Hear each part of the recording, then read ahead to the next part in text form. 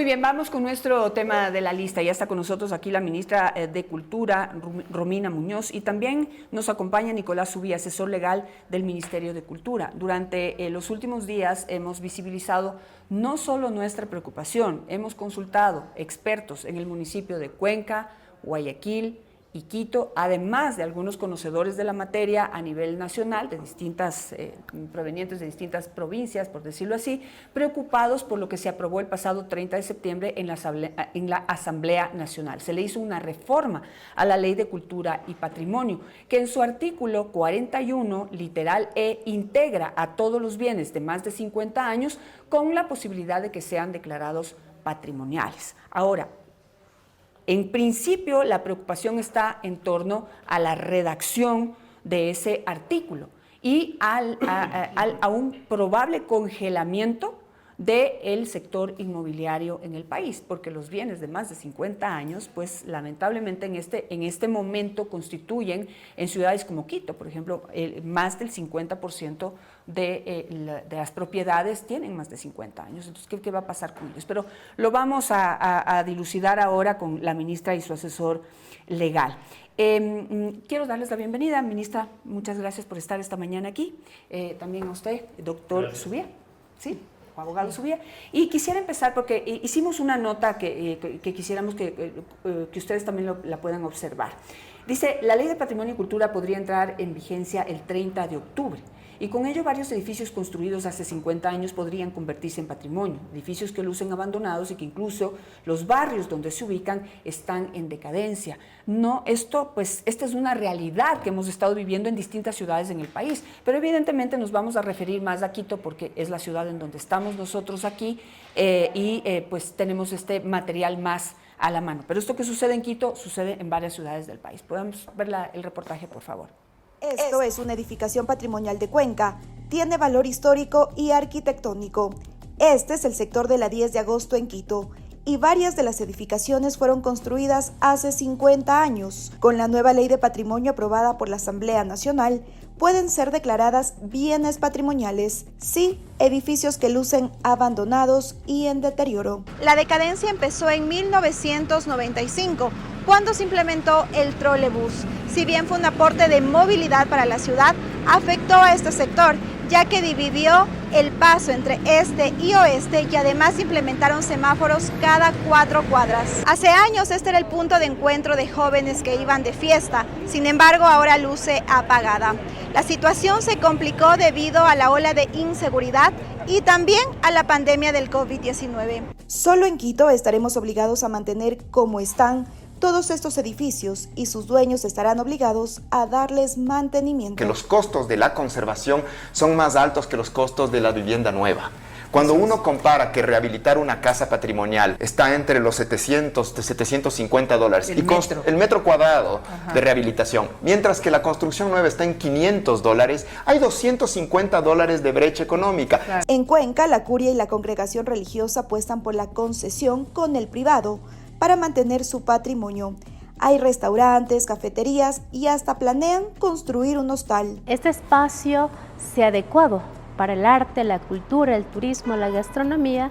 Entonces, esa es la autogestión de la congregación para que estos fondos se inviertan en el mantenimiento. Aprobaron la ley sin tener una lista o inventario de bienes que cumplen con los estándares de patrimonio. Y ahora, bienes que no tienen ningún valor están a la espera de saber qué harán con su inmueble.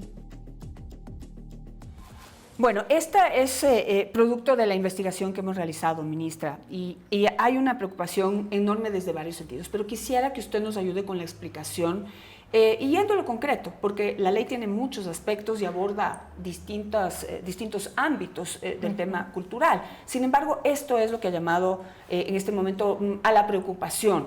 Y en concreto es el artículo 41, literal E, que integra como bienes patrimoniales a los de más de 50 años. ¿Qué nos puede decir usted? Buenos días, Ivonne, muchísimas gracias por la invitación. Yo creo que es importante justamente tener estos espacios para despejar las dudas de los ciudadanos y yo creo que es importante, voy a empezar aclarando algunos temas. Primero, que no se trata de una nueva ley de patrimonio, como salieron en algunas notas de este medio, sino que se trata de una reforma a la Ley Orgánica de Cultura que se expidió en el 2016 y esta reforma se viene trabajando desde el 2018 en las comisiones específicas de la Asamblea Nacional.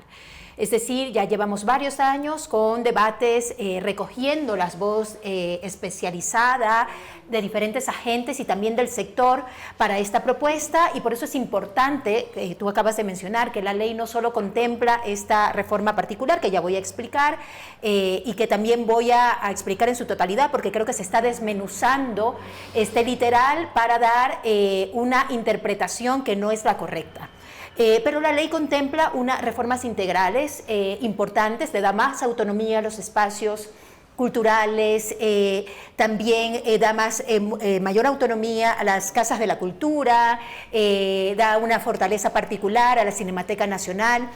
Y es importante también entenderla desde ese ámbito. Y por supuesto, algo que es clave es que nos da capacidad sancionatoria al Ministerio de Cultura y Patrimonio, y eso es clave justamente para proteger los bienes patrimoniales. Pero en referencia al artículo que mencionas, que es justamente el artículo 54 de la actual ley, voy a leer el artículo 54 de la actual ley, el literal E, que es el que nos llama el día de hoy.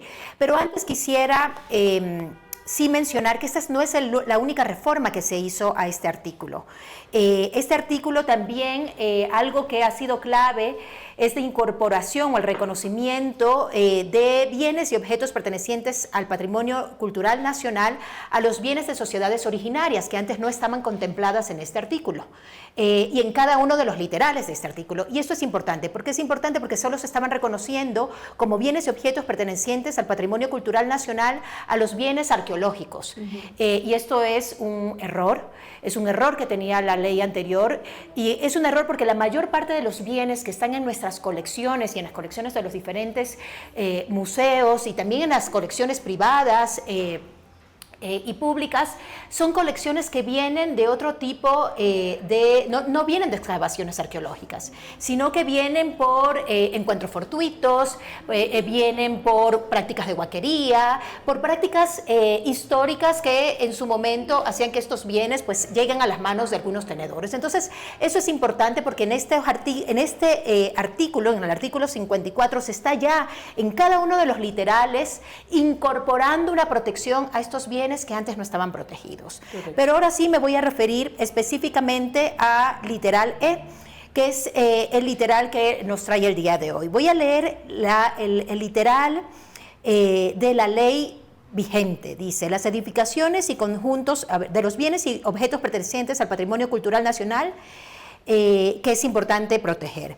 Las edificaciones y conjuntos arquitectónicos como templos, conventos, capillas, casas, grupos de construcciones urbanos, rurales, como centros históricos, obrajes, fábricas, casas de hacienda, molinos, jardines, caminos, parques, puentes, líneas férreas de la época colonial y republicana construidos hasta 1940 que contenga un valor cultural e histórico que sea menester proteger. Así es como está la ley actual.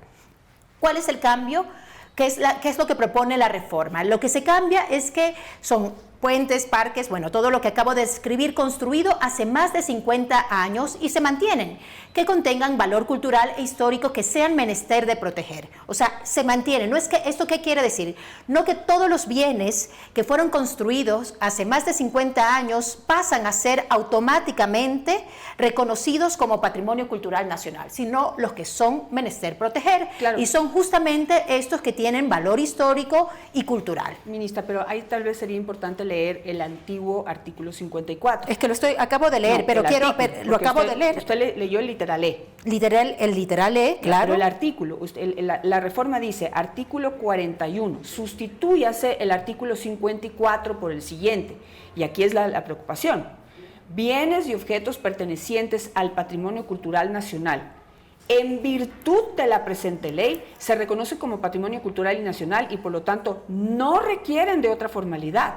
aquellos bienes que cumplan con las siguientes consideraciones. Eso está también en el artículo 54 de la ley vigente. Claro, Yo pero, quisiera o sea, sí. hacer un inciso ahí. Si me permite, Janet, ministra. El artículo 54, en efecto, dice: la ley reconoce como patrimonio cultural nacional aquellos bienes que cumplan con las siguientes consideraciones.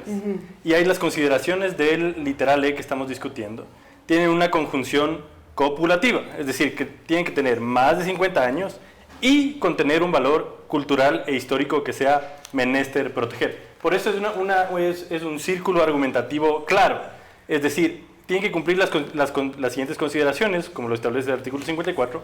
¿Cuáles son las consideraciones? Tener más de 50 años y tener un valor cultural histórico que sea menester proteger. Por eso el argumento de que solo la antigüedad da el carácter patrimonial es una argumentación falsa, y es una argumentación, yo creería que tendenciosa, porque es leer la mitad del artículo y la mitad del literal. Y aquí es importante incluir algo que sí se incluye, porque no se cambia. O sea, esa parte que tú acabas de mencionar del artículo 41 es como está establecido en el artículo 54 de la ley vigente. Por eso es importante que hagan un ejercicio comparativo entre ambas leyes y entiendan qué es lo que se ha modificado. En este caso, la única modificación, bueno, son dos modificaciones en ese literal, que es primero el cambio de fecha, y esto en función de qué? En función de que se está reconociendo en la actual ley, en la ley vigente, solo se reconoce el patrimonio republicano hasta el año 1940. Y el patrimonio es dinámico, el patrimonio no es estático. Y justamente hay una desprotección de la arquitectura moderna. Entonces, lo único que cambia es la fecha, y sí hay algo que se incorpora que es importante mencionar.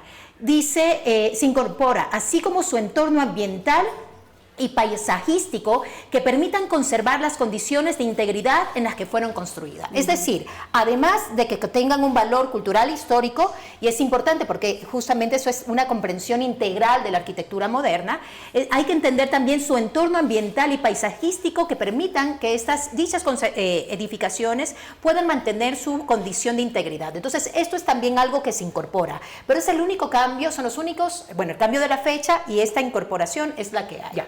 Pero los cambios no son menores, y yo le digo, esta no es una preocupación solo nuestra. Como le digo, quizás, y eso lo debemos hablar, esta es una preocupación de todos los GATS, ¿sí? Y hemos hablado con gente representativa y experta en el tema en Quito, Guayaquil, Cuenca y algunas otras ciudades, pero digamos las más representativas, Quito, Guayaquil y Cuenca. Pero, ¿sí? Janet, hasta ayer en la tarde... Pero permítame terminar. Claro. ¿Sí? La preocupación es que la ley no se socializó, la reforma. No se socializó, número uno. Y número dos, que ustedes están sujetando todo a la existencia de un reglamento. En el reglamento es en donde va a decir cuáles son los bienes que se pueden patrimonializar y cuáles no, ¿correcto? No. Hace falta un reglamento, porque si no todo queda sujeto a la ley. Y la ley dice, todos los bienes que tengan más de 50 años y, de acuerdo a lo que dice el artículo, dice... En virtud de la presente ley se reconocen como patrimonio cultural y nacional y por tanto no requieren de otra formalidad. Claro, pero todas las leyes todos requieren reglamentos. Claro, pero es que ahí está entonces, la cosa. Me parecería que sería un error decir que todo tiene que estar regulado y reglamentado en la ley. Justo esa era una crítica. Nadie dice eso. Incluso, la crítica lo que se les dice es que cómo van y hacen esta reforma. Número uno, sin socializarla. Pero ¿sí? Número dos, sin tener un inventario, es decir, que ya prevea cuántos son los bienes que incrementarían el inventario que actualmente está hasta 1940. Y ya les digo la siguiente preocupación, Perdón, sí, yo quiero decir por parte que sí hay un inventario, y de hecho me llama la atención lo que usted comenta, porque nosotros tenemos un comité de arquitectura moderna, de hecho donde el GAT, donde el IMP es uno de los invitados claves, la Asociación de Municipalidades. Y la Asociación de Municipalidades, y también las diferentes universidades son parte de ese comité. Y este comité ya tiene una normativa, un borrador de normativa, tiene un borrador de normativa y un borrador también de ficha de cómo esto va a implementarse. O sea, nosotros no estamos haciendo esto de manera a puertas cerradas, esto está en la asamblea y es importante discutiéndose desde el 2018. Por favor, no nos pueden decir que estamos haciendo las puertas cerradas, o sea, las discusiones se las hacen participativamente, o sea, si quieren ser parte de las discusiones tienen que presentarse. Y hasta ayer en la tarde. Y esto es importante. ¿Quiénes forman parte de ese comité técnico? ¿Quiénes? Con nombres y apellidos. Sí, El comité técnico, le puedo pasar la lista, pero está la Escuela de Arquitectos, están dos universidades. ¿Escuela de Arquitectos de dónde? De Quito. Ya, y del resto del país. Perdón, O sea, pero déjeme terminar el Colegio de Sí. Arquitectos, pero déjeme terminar de A decir, ver. está la Universidad de Cuenca, está la Universidad de Guayaquil con la Facultad de Arquitectura, la Universidad también de la Central, están siendo invitadas a esta escuela, está el IMP de Quito, estamos trabajando con el Consejo de Municipalidades, o sea, esto no es una reforma Pero yo aislada. hablé con el Sí, presidente sí, de la Asociación claro. de Municipalidades y Y dijo ahí que sí no me conocía la permite reforma. una cosita, Janet. Hasta ayer en la tarde no había ningún ingreso de ningún documento, ni un pedido de reunión sobre este tema particular de ninguna municipalidad.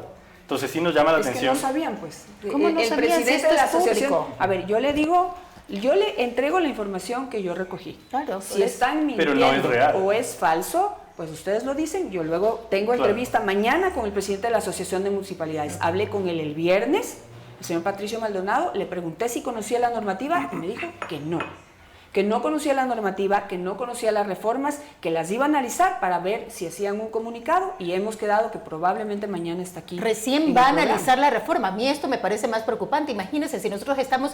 Esto ha sido un proceso público.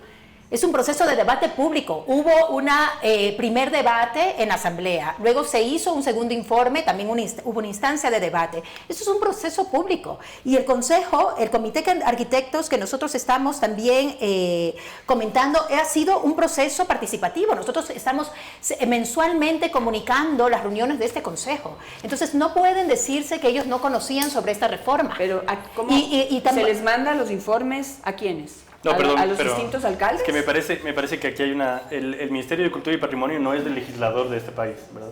Usted lo conoce perfectamente, el legislador de este país es la Asamblea Nacional. Esta es una reforma a una ley orgánica, la Ley Orgánica de Cultura, no es la creación de una nueva ley de patrimonio, como se insistió en este medio de comunicación. No, hemos dicho en varias ocasiones que es una reforma a la ley de cultura, así que no sé a qué se refiere. Pero No, al valga la hashtag, aclaración. en el todo hashtag caso. que usted No, lo posicionó tenemos. desde sus redes, ¿verdad?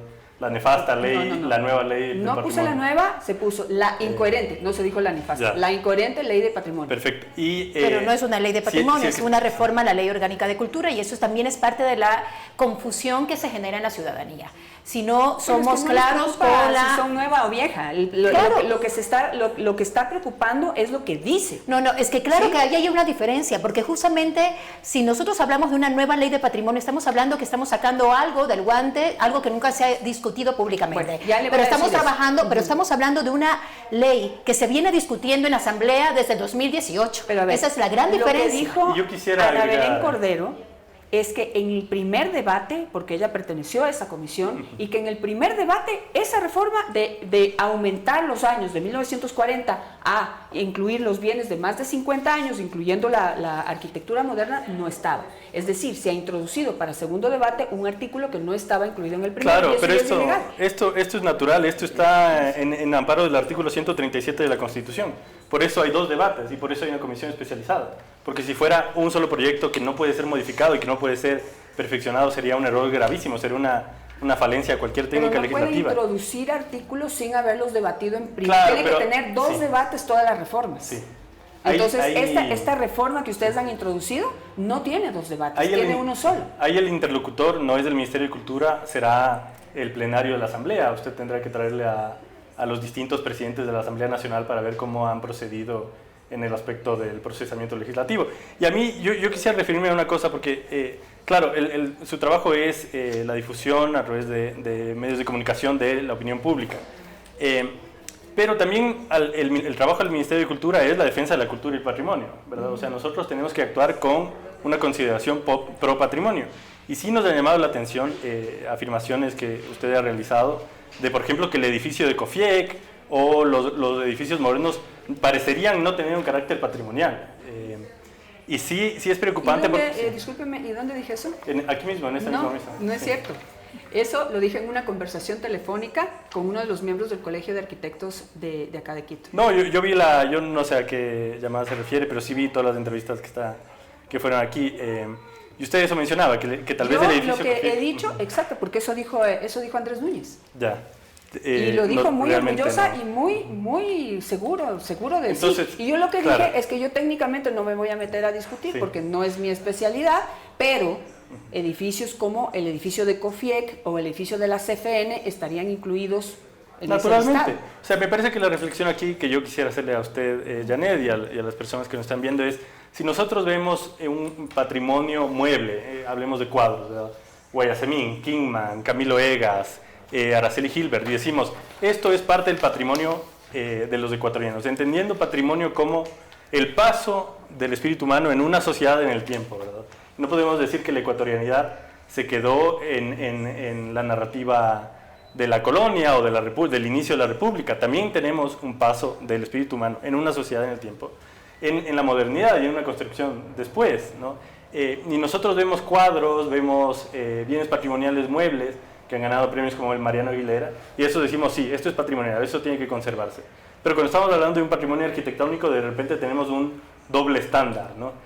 Sí quisiera mencionarlo aquí para ver qué es lo que usted opina sobre el asunto. O sea, ¿por qué tenemos que tener un doble estándar cuando está hablando ¿Por qué habla de un doble estándar? Yo he sido muy clara en decir que yo no soy una experta, ¿sí? Y yo simplemente estoy mencionando edificios como, porque eso dijo el señor Andrés Núñez, que edificios como COFIEC y de la CFN podrían pasar a ser patrimoniales. Por supuesto, ¿sí? Pero eso yo creo que es aquí... Sí, pero déjeme terminar. Sí. Entonces de ahí ya, le digo, si me pregunta a mí, en todo lo que es patrimonial, cultural, histórico, que debe representar algo para la sociedad, entonces, si me pregunta a mí, evidentemente, no le voy a decir mi criterio, pero puede ser que no le encuentre sentido. Sí, ahora, exacto. Si a eso los técnicos le encuentran un sentido, pues sí tiene que ser exacto, que sea. Pero también hay que asumir la responsabilidad de que usted ha liderado esta discusión con esa óptica, ¿no? Cuando hay entidades técnicos como el Ministerio de Cultura y Patrimonio, como el Instituto Nacional de Patrimonio Cultural, que tienen más de un siglo de vida en el caso del INPC,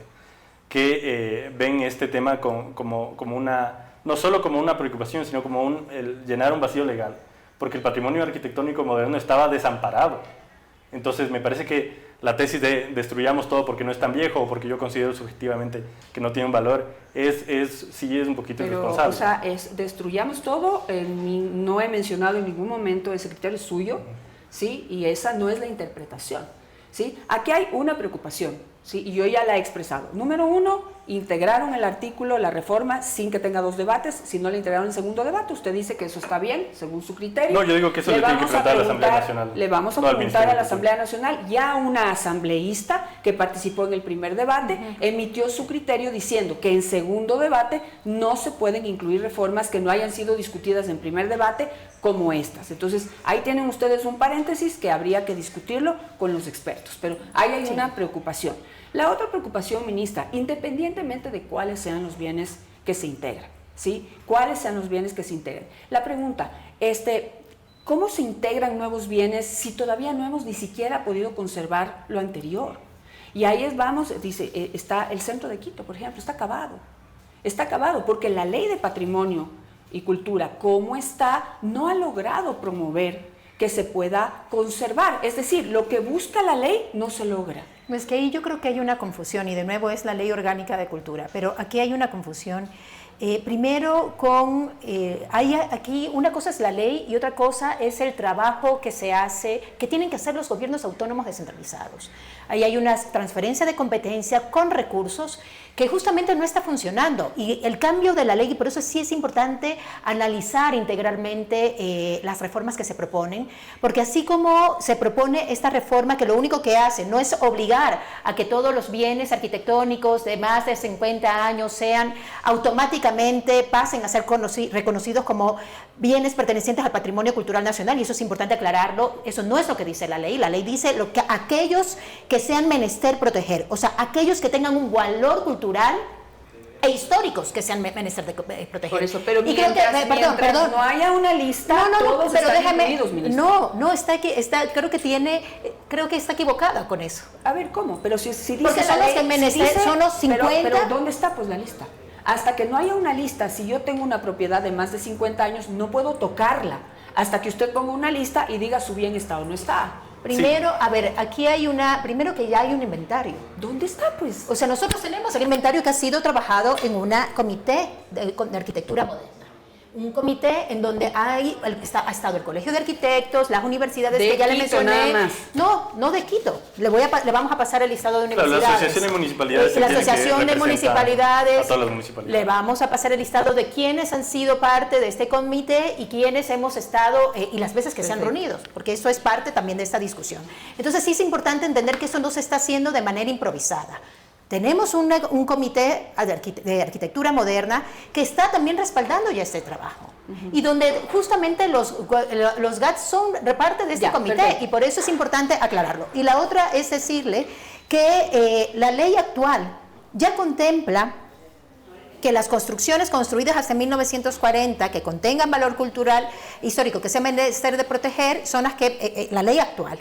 Y no todas las bienes construidos hasta este periodo son parte del patrimonio cultural nacional. Entonces sí es importante entender que eso es de la misma forma en cómo se ha actuado con la ley actual vigente, va a pasar con la ley que ahora está, con la reforma a la ley que se está proponiendo. Solo que lo único que se está haciendo es ampliar el año de protección para reconocer algo que estaba desprotegido.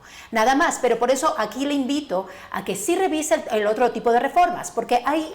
Justamente lo que hay que instar es que los gobiernos autónomos descentralizados realicen el trabajo que no han estado realizando. ¿Y por qué no han estado realizándolo? Porque no han estado licuando los recursos que están destinados para cultura y patrimonio en otros temas. Y por eso nosotros, por ejemplo, tenemos en el artículo 98 una propuesta. Nosotros estamos proponiendo, y ahí está en la propuesta de reforma, que el ente rector de las finanzas públicas establezca una metodología y un mecanismo para determinar el gasto público en cultura y patrimonio, que es lo que no se estaba haciendo hasta ahora.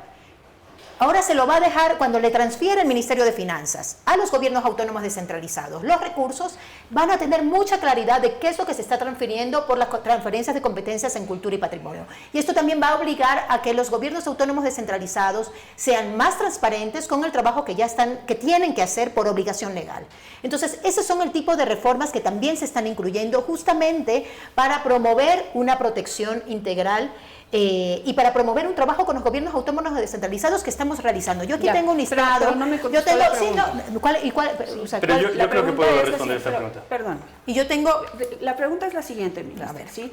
Se están integrando un inventario nuevo de bienes, lo cual está bien. Yo no digo que se debe desconocer la arquitectura moderna. Se está cuestionando el proceso. Si ustedes consideran que el proceso está bien, pues veamos qué deciden finalmente la Asamblea Nacional, el veto o qué dicen los expertos, ¿sí? Pero lo que yo le pregunto es, ¿cómo integrar nuevos bienes a la lista de bienes que hay que preservar si lo que tenemos ahora no se ha logrado preservar? Le ruego, primero hablamos con la ministra y luego hablo con usted, que no estaba previsto que esté en esta entrevista, pero con mucho gusto le doy el paso para que hable de la parte técnica. Sí, de la parte legal. Bueno, primero, sí. Esta es su pregunta a mí me llama la atención porque es una pregunta que sigue partiendo de una visión de que el patrimonio cultural es estático. El patrimonio cultural, perdón, pero déjame terminar de responder. Es que respóndame claramente, el centro de Quito, por ponerle un ejemplo, está cayéndose a pedazos. No se ha logrado. Yo no creo que se está cayendo a pedazos, perdóneme. Cuéntame, o sea, sería, yo camino por el centro, porque camino por el centro y sé que no se está cayendo a pedazos, sé que hay proyectos que están tratando de justamente, o sea, esto es un proceso. No, como es una participación. Proyectos que están tratando los proyectos que tiene el IMP, que están tratando justamente, que estamos en diálogo con ellos, por eso es importante que me deje responder. Primero, su visión y su pregunta parte de un entendimiento muy cerrado del patrimonio, parte de un entendimiento de que el patrimonio es estático y que el patrimonio no cambia, no se amplía. Y justamente nosotros, en la medida en que en que la sociedad va avanzando, el patrimonio cultural también va avanzando y se va transformando, y esa es la dinámica del patrimonio y las dinámicas de las colecciones y las dinámicas de los inventarios. Por eso es importante que los inventarios se actualicen todo el tiempo y por eso es tan importante el trabajo articulado con los gobiernos autónomos descentralizados. Yo tengo aquí una lista de acciones y de mesas técnicas que tenemos con diferentes gobiernos autónomos descentralizados en Cayambe, Colta, Pangua, Antonio Ante, no solo en Quito, Olmedo, Macará, Saraguro, el GAT parroquial de Cuenca, Colimes, el Consorcio de Municipios Amazónicos y Galápagos en temas de patrimonio, justamente son mesas técnicas que hemos estado implementando a lo largo de estos 10 meses para poder dar seguimiento y evaluación y despejar dudas sobre las preocupaciones que ellos tienen en torno a la protección del patrimonio cultural y de los inventarios que ellos están realizando, porque los inventarios crecen. Este es el trabajo constante que realizan los gobiernos autónomos descentralizados. Y lo que nosotros estamos haciendo es direccionar y dar mayores lineamientos, dar un acompañamiento a los gobiernos autónomos descentralizados para que puedan hacerlo de mejor manera. O sea, ese es el trabajo pero cotidiano. De mejor manera quiere decir que actualmente el patrimonio, los bienes patrimoniales están bien manejados, de acuerdo a su criterio. Yo quisiera incrementar esta discusión porque me parece que se le está adjudicando al Ministerio de Cultura y Patrimonio competencias que son naturales de los gobiernos autónomos descentralizados. Le voy a dejar una copia de la resolución 004-CNC del Consejo Nacional de Competencias del 2015, actualizada en el 2017, donde establece que el Ministerio de Cultura y Patrimonio dicta la política pública, que eso es lo natural, y los gobiernos autónomos descentralizados la ejecutan para su preservación, ¿Cómo han ejecutado? Ya que usted quiere responder, ¿cómo han ejecutado los municipios? Y exactamente, el Ministerio de Economía y Finanzas, a través de la línea que se llama ex-FONSAL, recordemos del FONSAL, el Fondo de Salvamento del Patrimonio, entrega unos recursos a los gobiernos autónomos descentralizados y estos tienen que ejecutar esta línea específica y para que sea más gráfico este asunto. Anualmente el municipio de Quito, solo por el ex-FONSAL, recordemos Fondo de Salvamento del Patrimonio, recibe 90.619.581,39 centavos. Guayas recibe casi 41 millones de dólares y así. Lo que falta en esta ecuación que usted bien menciona, Janet, es que la ciudadanía y los propios mandantes de los gobiernos autónomos descentralizados se empoderen de esta discusión y puedan pedir cuentas. Porque lo que usted está diciendo es real, o sea, pero no depende del Ministerio de Cultura, ¿verdad? Sería un error decir que el Ministerio de Cultura tiene que guardar el patrimonio de todos los gobiernos autónomos descentralizados. Discúlpeme, abogado, nosotros nadie está diciendo eso. Eso lo está diciendo usted, ¿sí? Y nadie está diciendo eso. Pero lo que yo estoy preguntando es, ¿cómo nos volcamos a hacer algo que se necesita? Pidiendo cuentas y pidiendo a los gobiernos autónomos descentralizados que trabajen en lo suyo, natural. Pero, ¿cuál es su visión? Si usted quiere responder, deme la suya. ¿Cuál es su visión frente a cómo se ha mantenido, cómo se mantiene hoy el patrimonio a nivel nacional? Le pongo como ejemplo el centro de Quito. La ministra ha dicho que está súper bien. ¿Cuál es su criterio? No, usted está poniendo palabras en mi boca. No he dicho que está súper bien. Estoy diciendo que hay que decir que está abandonado, que todo es nefasto, que es también me parece que no es un argumento real. ¿Cuál es su definición? Me parece que se puede, que justamente lo que hace el Ministerio de Cultura y Patrimonio dicta política pública en materia que le compete. Y eso es lo que estamos haciendo. Y en este caso estamos protegiendo, extendiendo una temporalidad para proteger algo que estaba desprotegido. No solo en el campo de los bienes de arquitectura moderna, sino también, ya como lo comenté al inicio, en el ámbito de la producción material que hacían las sociedades originarias, que no estaba contemplada en la ley actual. Eso es nuestro trabajo, eso es lo que estamos haciendo. Claro, pero ¿cómo se hace nueva política pública si la anterior no ha sido, ni siquiera ha podido ser correctamente aplicada? Justamente el trabajo, ahí está el trabajo fundamental de empoderar a la ciudadanía de estos debates, de entender la reforma en su carácter integral, porque nosotros estamos poniendo varios mecanismos para garantizar que justamente la política aterrice en acciones mucho más concretas que ha sido difícil medir para el Ministerio de Cultura y Patrimonio hacer seguimiento. Como por ejemplo, ahora nosotros tenemos ya una capacidad sancionatoria que antes no teníamos. Eso también va a ayudar a que poder tener mayor control e instar a que los gobiernos autónomos descentralizados hagan de mejor manera su trabajo. Porque la solución no sería, hay unos errores en la norma, hay una mala ejecución, desregularicemos. Esa tesis me parecería equivocada, ¿verdad? O sea, hay un mal manejo del patrimonio por parte de los gobiernos autónomos descentralizados, eliminemos cualquier protección patrimonial. Me parece que si es que va por ahí es complicado. Es que ¿quién ha ido por ahí, abogado? Por Dios.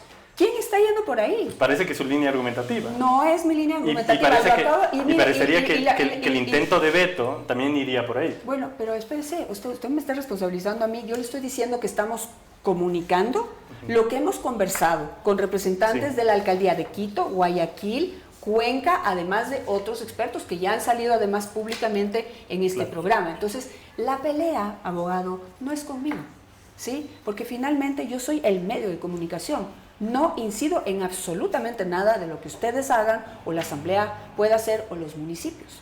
¿sí? Entonces deje de poner en mi boca palabras que no sí, estoy poniendo. pero hacer una línea argumentativa, Sí. entrevistar solo a las mismas personas. Pero si están ustedes aquí. Claro, pero después ya de mucho tiempo. ¿Cómo de mucho tiempo? Empezamos el jueves. Y con su afirmación de que yo ni siquiera estaba invitado, ¿verdad? Es que no está O sea, me invitado. parece que sí. Pero de todas formas, no hay ningún problema. Yo Pero quisiera fíjese que no respondió a mi pregunta. No, está clarísimo. ¿Sí? Más, le estoy dejando la copia de los fondos del ex Fonsal. Ya, pero ¿qué ha pasado con estos fondos, abogado? Ya, entonces ahí lo que tiene que decir, lo que usted debería hacer como ¿Cómo hacen entrevistado. nueva política pública Exacto. si esto Perfecto. no se ha ejecutado o tal vez no alcanza? ¿Cuál es el pero análisis? usted tiene que preguntarle eso al presidente de la Asociación de Municipalidades. ¿Pero qué han averiguado ustedes pues para hacer una nueva política pública? Nosotros estamos trabajando un montón, pero la ejecución no la podemos regular Ya, nosotros. pero ¿qué ha pasado Usted con sabe la cuál es el ejecución? bloqueo ¿Qué ha pasado con la ejecución? del concepto de la descentralización.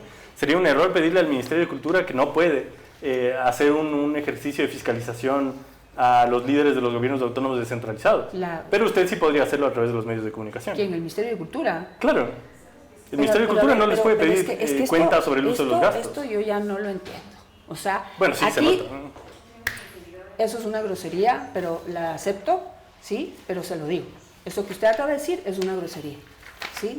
Y yo solamente estoy preguntando, sí. ¿cómo hacen una nueva política pública si todavía no se ha dilucidado lo que los alcances o las consecuencias o lo que ha pasado con la anterior política pública que ordenaba proteger los bienes hasta 1940? Justamente, ¿qué ha pasado? ¿Cuál es la evaluación? Del 100% de los bienes, ¿cuántos están bien manejados? ¿Cuántos están mal manejados? ¿Cuántos están destruidos? ¿Usted sabía que en la lista actual de bienes protegidos hay bienes que ya no existen? Nosotros, ahora creo que es importante entender que nosotros estamos justamente por eso que usted está diciendo, hemos estado trabajando con los gobiernos autónomos descentralizados en instancias de participación, en mesas técnicas. Yo tengo el listado de todas las reuniones que hemos tenido, porque no es solo con el gobierno, no es solo con el gobierno autónomo descentralizado de Quito, sino con varios a nivel nacional, justamente para buscar alternativas para que ellos puedan invertir de mejor manera sus recursos. ¿Qué es lo que ha pasado en los gobiernos autónomos descentralizados frente a lo que usted comenta? No tienen áreas especializadas. Muchas de las áreas o la competencia cultural y patrimonial se la ponen a direcciones de turismo, que no es lo mismo porque son diferentes ámbitos de trabajo y de especialización.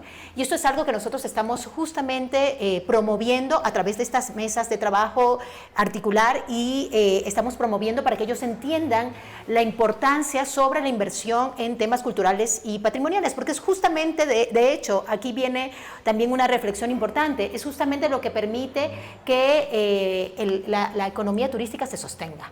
Y por eso no se puede licuar ambas. O sea, hay que mantener instancias especializadas para el trabajo en ambas esferas de producción. Y eso es algo que estamos motivando y por eso yo tengo el listado y se lo puedo dejar con fecha, se lo puedo enviar, de todas las reuniones que hemos tenido con los GATS para empezar a trabajar en este sentido y también revisar los listados, porque una de las cosas que hemos tenido justamente es que por la falta de personal especializado, los gobiernos autónomos descentralizados, que son los que tienen la obligación de actualizar el inventario, no lo están haciendo de la forma correcta. Y en este proceso de acompañamiento estamos. Llevamos 10 meses, hemos hecho un trabajo heroico y que se lo puedo poner de nuevo, detallar con las reuniones mensuales que tenemos con cada gobierno para empezar a promover este tipo de reflexión y de comprensión, pero eso no se hace de la noche a la mañana. Pero no obstante, paralelamente a ese trabajo que estamos haciendo para proteger lo que ya está protegido en la ley actual, no podemos desconocer algo que sí está pasando también, es que justamente frente a la improtección de la arquitectura moderna, lo que tenemos en el caso de Quito particularmente, que es quizás menor en otros ámbitos, o en otros gobiernos o en otras ciudades, es que hay grandes proyectos inmobiliarios que están destruyendo un patrimonio arquitectónico porque justamente no tiene esta protección. Entonces, aquí viene también a una reflexión que estamos tratando de promover con las reformas integrales y que no solo están en ese artículo, y por eso sí creo que es importante de hacer una visión quizás mucho más panorámica de las reformas de esta propuesta de reforma. La visión actual de estas inmobiliarias es simplemente satisfacer sus intereses económicos. Nosotros no tenemos ningún problema con los intereses de las inmobiliarias, pero sí creemos que es importante promover una visión de ciudad hecha para el bienestar ciudadano.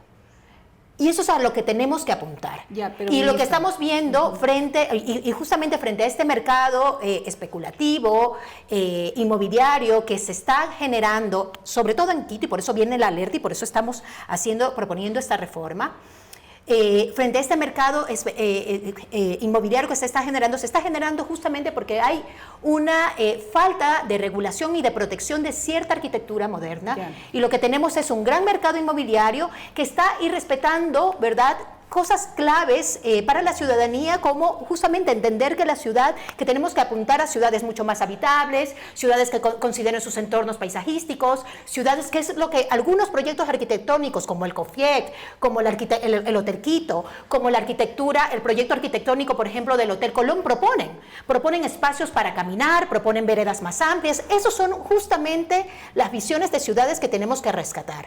Y la reforma responde justamente a eso, responde a algo que se está materializando en esta ciudad, justamente por la improtección que hay de la arquitectura moderna de manera muy compleja y que creemos que es importante ya frenar, resguardar. Y supone también una visión de que el patrimonio responde a una visión de que el patrimonio no es un patrimonio estático. Eso no quiere decir que porque ampliamos vamos a desproteger lo que ya necesita, lo que ya estaba regulado antes. Tenemos que promover ambas esferas de trabajo. Ya, entonces ahí vienen los problemas, ¿sí? ¿Cuál es la evaluación, le vuelvo a preguntar, que ustedes hacen sobre el tratamiento que se ha dado a lo que ya está protegido? ¿Por qué, ministra? Porque por efectos de la normativa que busca cuidar ese patrimonio, los resultados que tenemos es una destrucción, no sé hasta en qué porcentaje. Usted dice que en el centro de Quito todo está bien. No, yo le puedo decir, eso que está todo bueno, bien. eso lo dijo usted hace un momento. No. Si me puede responder, entonces, ¿en qué medida está bien o mal?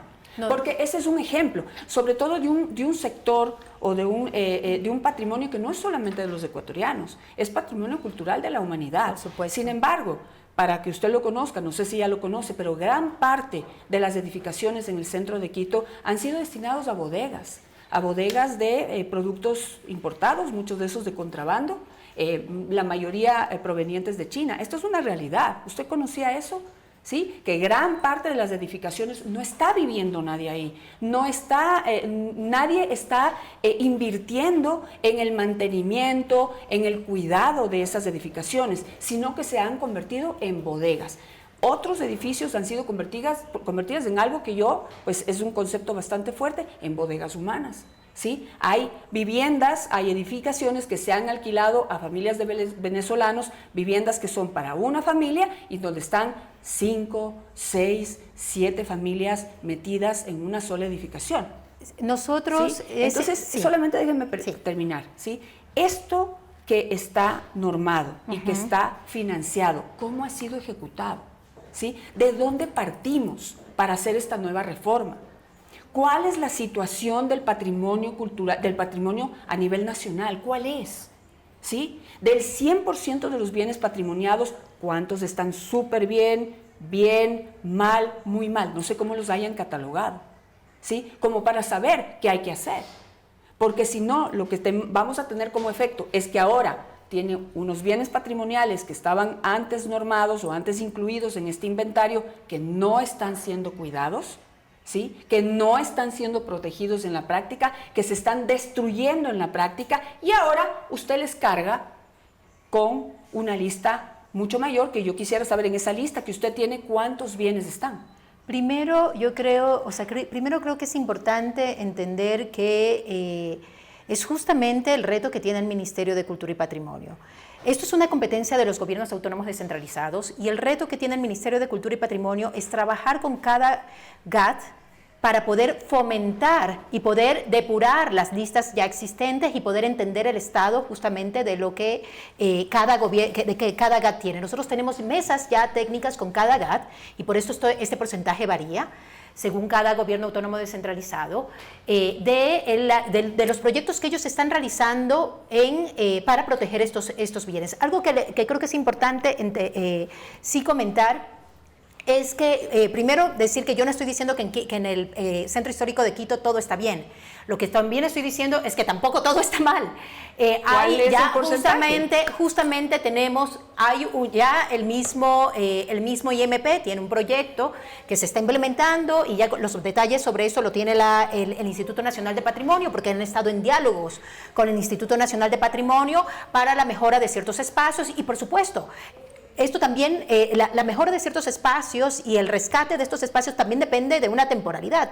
Tenemos que, sé que hay un plan que se está ejecutando ahora, que el Instituto Nacional de Patrimonio, y bueno, sobre todo el IMP va a tener mucha más información en este momento para darle cuenta sobre esto. Pero se está haciendo. El alcance también va a depender de los tiempos que tengamos, pero no por eso, mientras estos proyectos se están implementando, que son necesarios, porque efectivamente sí hay algunos bienes que todavía no están siendo atendidos y que hay que rescatar. Pero mientras esto se genera, hay que hacer estas mesas técnicas y es lo que estamos haciendo para proteger, justamente para alentar a que los gobiernos autónomos descentralizados puedan invertir de mejor manera sus recursos, porque no lo han estado haciendo, porque no han sabido cómo hacerlo, porque hay varias cosas que también fueron, confusiones que también fueron transmitidas en este medio, que creo que es importante alertar a la ciudadanía. No porque tú tengas un bien patrimonial, cultural, nacional, un bien inmueble, quiere decir que no lo puedes vender, eso es falso. Y eso es algo que en este medio... No se dijo eso. Se dijo, ministra, claramente que hasta que usted no tenga un reglamento y un inventario, quien tenga un bien de más de 50 años no lo puede vender, ni reformar, ni desarrollar ningún proyecto que tal vez tenía pensado, porque puede entrar dentro de la lista de patrimonios. Entonces, hasta que usted no aclare cuál es la lista el nuevo inventario y no se conozca el reglamento basado en la reforma que han hecho a la ley, quien tenga una casa, una quinta, un local comercial, un edificio, algo de más de 50 años, no lo puede tocar. Me parece que esto es de nuevo, me parece que este mensaje es un mensaje bastante apocalíptico, porque sí contamos con un inventario y contamos también con una mesa técnica, con un consejo, un comité de arquitectura moderna que está trabajando en esto. Donde la asociación, donde justamente los representantes de las municipalidades son parte, y por eso nos llama la atención esta afirmación, porque no es cierto, porque sí se puede vender, sí se puede intervenir, y evidentemente se puede intervenir bajo unos parámetros, y esto es importante también comentarlo. O sea, no podemos salir y decir, no, desde ahora todos los bienes que son construidos hace más de 50 años no se pueden tener intervención alguna. Esto no es real. Ministra, hasta esto que es una no estrategia haya reglamento y no haya inventario, no se pueden tocar. O usted dice que sí. Pero es lo que estamos trabajando, es que ya tenemos un borrador de reglamento. Hasta que no tenga, no se puede. Eso es lo que se ha dicho en este medio.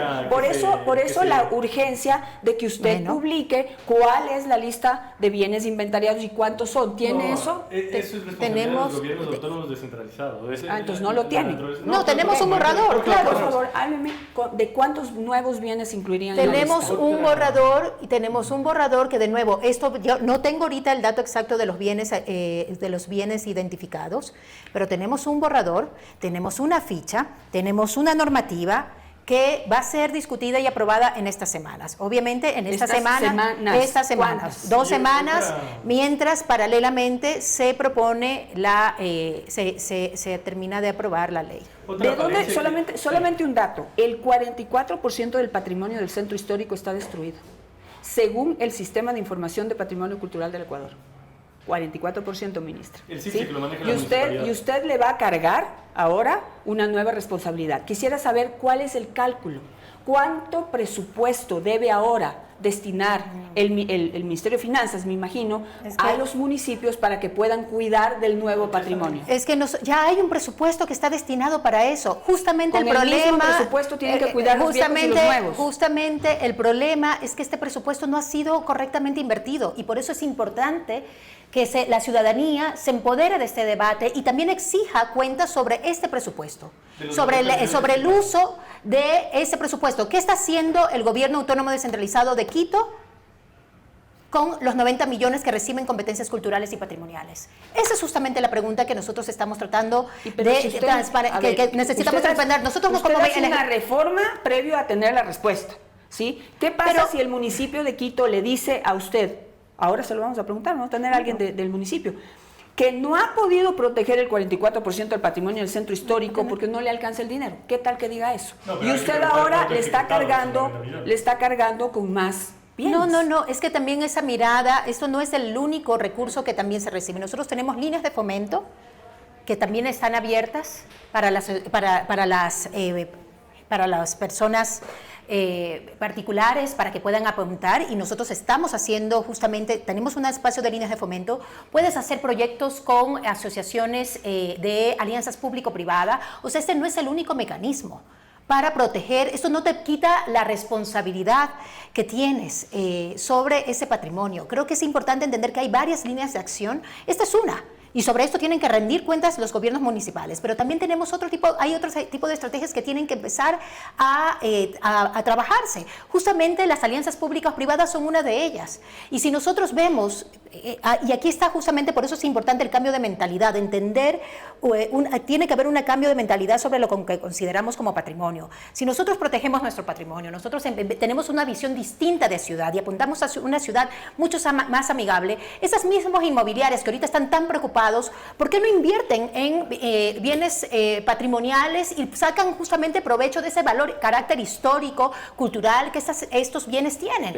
Eso es una posibilidad también, yo creo que es importante que sea de alguna forma satanizado, porque hay un divorcio efectivamente entre lo público y privado, y justamente también creo que mensajes como el que fue publicado en este medio, sí se presta a una mala interpretación de la ciudadanía, porque efectivamente lo que creen cuando leen estas lecturas parciales de la ley y no la lectura integral de la ley, lo que se lleva, el mensaje que se llevan algunos ciudadanos es, ahora, chuta, si tengo bienes, una construcción hecha hasta 1950 o hasta 1975, perdón, que es como se establece ahora, ahora ya no puedo hacer nada con mi construcción. Y eso no es cierto. Yo creo que es importante promover más bien pues la información, que los ciudadanos se enteren, estén abiertos, se enteren por nuestros medios oficiales sobre cómo se están llevando estos comités, estas mesas con el Comité de Arquitectura Moderna, sobre Perfecto. Cómo va a funcionar el reglamento. Creo que hacia allá es lo que se debe de dirigir. Eso, y el tiempo se me está terminando. Sí, solo una puntualización. pero En quisiera... este medio de comunicación se estableció que el valor por mantenimiento de un bien patrimonial de 1970 es de entre $700 a $1,000 por metro cuadrado. Pero ese dato es extremadamente erróneo porque corresponde a una restauración de un bien del siglo XVI. Entonces, es decir, el mismo valor para la restauración de un bien del siglo XVI se puede aplicar a una edificación de 1970, es por lo menos desinformar. ¿Y de cuál es entonces? ¿Cuánto es? No, depende del inmueble, no hay un estándar, no es que el edificio Cofié o el Hotel Quito, etc. Hay un promedio, pues, abogado. Hay un promedio. Digamos, una restauración en un bien X, ¿sí? Sin ningún valor patrimonial cultural, es en promedio $500. Unos valdrán más, otros valdrán menos, depende, me imagino, de lo que quiera usar, el material que invierta, o lo que sea. Según los expertos, sí, arquitectos. Usted está traduciendo esa... Sí, yo le estoy trasladando esa información. Gracias. En el caso de patrimonios, se incrementa. ¿No lo sabía? Se incrementa. Si el valor de restauración de un bien normal cuesta 500, el de patrimonio siempre se incrementa. Sí, por eso hablan de un valor entre 700 y $1,000 el metro cuadrado. Eso es correctísimo para un inmueble del siglo XVI. Bueno, eso es lo que dice usted. En cambio, un abogado que tampoco sabe del tema. Yo le estoy transmitiendo lo que dicen los expertos. ¿Usted qué me está transmitiendo? Que esto varía. Ese dato es erróneo. Que justamente varía. Que esto y queda grabado. Que esto varía dependiendo de cada bien. Pero yo creo que es importante entender el espíritu de la ley, de la reforma, que se está protegiendo algo que no está protegido, que eso no quiere decir que por esto vamos a desproteger lo que antes se protegía, sino que hay que alentar ambas líneas de trabajo. Correcto, pero hay que hacer justamente cosas reales. Por eso. Entonces, y esto, sí. Solamente aclarar, el presupuesto que tienen hoy los GATS no va a aumentar. Es decir, con el mismo dinero tienen que entrar a proteger los nuevos bienes. Claro, ¿correcto? No va a aumentar. No va a aumentar. No va a aumentar. Con el mismo presupuesto. Tienen que hacerlo con el mismo presupuesto y tienen que rendir cuentas. Y eso no quiere decir que es el único. Eso quiere decir que también el Ministerio de Cultura y Patrimonio tiene un plan tiene un plan de, primero a través de sus líneas de fomentos, nosotros también estamos trabajando en un plan, perdóname el nombre que tenemos... El Sistema Nacional de Fomento Cultural. No, aparte tenemos el sistema a través de una serie de incentivos tributarios, justamente propiciando la inversión privada, pero no, estamos trabajando en un acuerdo también de mera tenencia. O sea, hay varios mecanismos para también que los gobiernos autónomos descentralizados promover el trabajo con otro tipo de instancias ciudadanas. Entonces, y justamente por eso es importante también entender que no es solo la propuesta de reforma, que lo único que está haciendo es ampliar, ¿verdad?, reconocer lo que antes no se reconocía como patrimonio, sino es entender el mecanismo sancionatorio que también estamos teniendo, también instar este trabajo que hemos estado haciendo de que también el Ministerio de Finanzas sea explícito al momento de hacer la transferencia por temas patrimoniales, algo que no estaba pasando. Nosotros creemos y estamos seguros que esto va a ayudar a controlar de mejor manera la inversión de estos recursos, pero también son las sanciones a las que están expuestos los GATS que no cumplan con justamente, esta bueno, las sanciones se van a establecer y para eso es clave el reglamento. ¿Pero en qué han pensado? Para eso es clave el reglamento. Nosotros ya hay ya le voy a poner, le voy a leer cómo está nosotros en sanciones obviamente las sanciones pueden ser financieras, pueden ser, las que ya establece la ley. No nos vamos a inventar, pero obviamente hay un reglamento que va a decir, que va a contemplar cuáles son las sanciones, dependiendo también de la gravedad del tema. ¿Qué pasa con los bienes que están en propiedad de personas que no tienen el dinero para mantener? Ni tienen capacidad de endeudamiento, ni quieren endeudarse. Sí, la responsabilidad es compartida con la municipalidad, pero la pregunta si es que se va a aumentar el presupuesto de los GATS para el mantenimiento es una pregunta que está incompleta, porque hay que ver también la subejecución de los gobiernos autónomos descentralizados. ¿Cuál es la subejecución? Es imposible calcular ahora sin la reforma, por eso es importante la reforma, porque nosotros hemos preguntado a todos los gobiernos descentralizados cuál ha sido la utilización de esta línea y ellos dicen, no sé, porque se licúa en el fondo completo. Y en efecto, hay que delimitar, esto es lo que usted recibe por fomento a la defensa patrimonial y juzgar sobre esto. Recién con la reforma vamos a poder delimitar este asunto. Pero claro, si es que uno pregunta cuál es el presupuesto aprobado por los consejos para la defensa patrimonial, es mucho menor al que están recibiendo. Porque eso es público y eso sí está en las actas de los distintos consejos. ¿Y me puede dar algún ejemplo? No, eso tiene que preguntarle a los municipalidades. Es que esa es la cosa, es que vienen y o sea, usted está dando, pero por ejemplo en Quito está sentando afirmaciones, sí, pero no tiene respaldo. Exacto. Entonces, la municipalidad de Quito está recibe 90. ¿Es un hecho? No, es un hecho. La municipalidad de Quito recibe 90. Ajá. Y utiliza 20. Ya. ¿Dónde está la diferencia? Eso está en actas. Claro, ¿dónde está la diferencia? Justamente. Ahí está su trabajo, Janet. Pero gasta 20 porque hay una mala ejecución o gasta 20 porque no necesita más. No, y bueno, aquí quizá, y esto es clave. Esa es la pregunta. Y aquí está la clave y por eso es tan importante la reforma, la propuesta de reforma, porque justamente lo que han hecho los gobiernos autónomos descentralizados para escudarse también de darnos información, es decir, que no saben, a pesar de que de que esto está normado, de que no sabe cuándo les llega el recurso en temas patrimoniales y culturales. Y por eso que ya ahora este recurso, cuando se le asigne, se haga explícita esta asignación, esto va a ayudar mucho a controlar justamente la ejecución de los gobiernos autónomos descentralizados. ¿Cómo va a resolver, y no sé si en la ley se contempla resolver el tema de autonomía presupuestaria? Los municipios tienen autonomía presupuestaria, sí, y no pueden hacer preasignaciones. Entonces, ¿qué reformas está haciendo usted para que lo que está diciendo se pueda cumplir? No le entiendo su pregunta, usted, la verdad. Dice que con la normativa que usted está promoviendo, la reforma, el Ministerio de Economía tiene que informar delimitadamente cuánto le está dando a cada municipio para patrimonio. Sí, eso es una preasignación presupuestaria. ¿Sí? Es decir, el Ministerio de Economía le dice, municipio de Quito, claro, tú tienes 90 millones para patrimonio. Si es que, déjeme terminar, por favor, si es que eso es lo que tú tienes que gastar en patrimonio, pero resulta que el municipio de Quito tiene independencia presupuestaria. Entonces no puede preasignar ni va a poder ejecutar lo que usted está diciendo allí. La pregunta es errónea, no se pueden crear nuevas preasignaciones. Pero eso ya Esta preasignación ya tiene un razonamiento en base al COTAD, en base a la Constitución, en base a la Ley Orgánica de Cultura. No se está creando una preasignación. Pero es que no hay cómo preasignar. Sí, abogado. exacto. No, no hay cómo, no es que ya está creada la preasignación. Eso está diciendo no solamente algo falso, sino algo inconstitucional. ¿Sí? La Constitución les dice que no puede haber preasignaciones. Ni antes, ni ayer, ni hasta hoy, ni a partir de mañana. No el fondo completo que reciben los GATS está dividido en cuentas que se deberían utilizar para lo que están recibiendo, ¿verdad?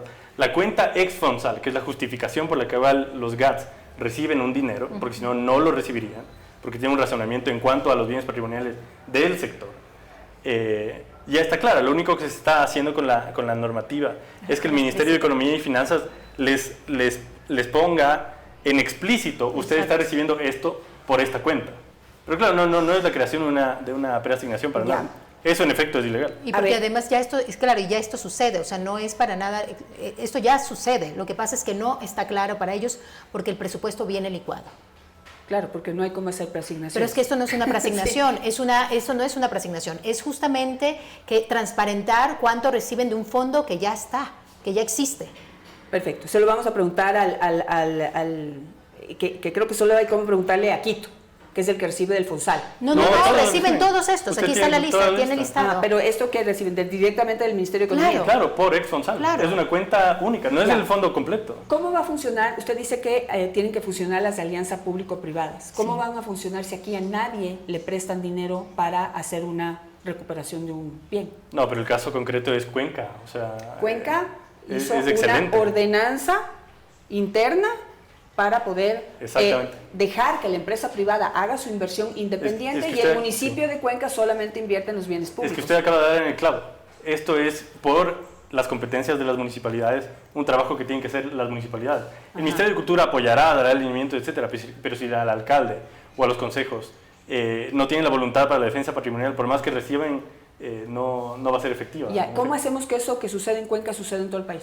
Justamente generando espacios de concientización, espacios pedagógicos, generando información correcta, no alertando o enviando mensajes apocalípticos de que si tienes un bien patrimonial estás castigado o condenado. Justamente ese es el trabajo que hay que hacer y por eso es tan importante que espacios de difusión, espacios periodísticos como este nos ayuden, contribuyan a también a difundir una visión de ciudad distinta. Y ese es justamente el trabajo y por eso es que son tan importantes las mesas técnicas que hemos tenido con diferentes GATS para promover este tipo de discusiones, porque el gran problema de la falta de inversión en los edificios patrimoniales es la falta de personal especializado que hay en los gobiernos autónomos descentralizados. También que no se pueden hipotecar los bienes patrimoniales, ¿no? ¿Sí sabía eso? Pero ¿y esto qué tiene que ver con lo que estoy? ¿Cómo uno invierte en reparar el bien si no puede tener acceso a crédito? Bueno, usted acaba de mencionar el caso de Cuenca, justamente. Que ver cómo lo hicieron. Justamente estamos viendo, y eso es lo que hay que apuntar, y por eso es que estas mesas técnicas de trabajo con los gobiernos autónomos descentralizados son tan importantes para que ellos entiendan que tienen que tener un personal especializado. Que no puede ser la misma persona que esté...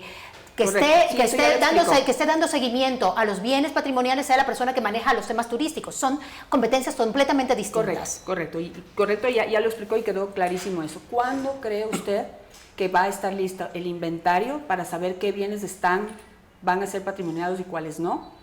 Y el reglamento, ¿cuándo estará listo? Nosotros en 2 semanas ya tendremos porque esta semana se va a convocar, de hecho, al Comité de Arquitectura Moderna, entonces estas 2 semanas de trabajo vamos a tener lista esta información. Perfecto, listo, con eso me quedo. Les agradezco muchísimo, gracias ministra por estar esta mañana.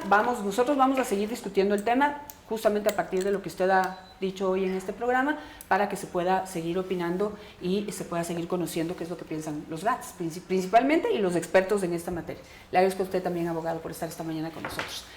Tenemos ahora tenemos a alguien del municipio de Quito.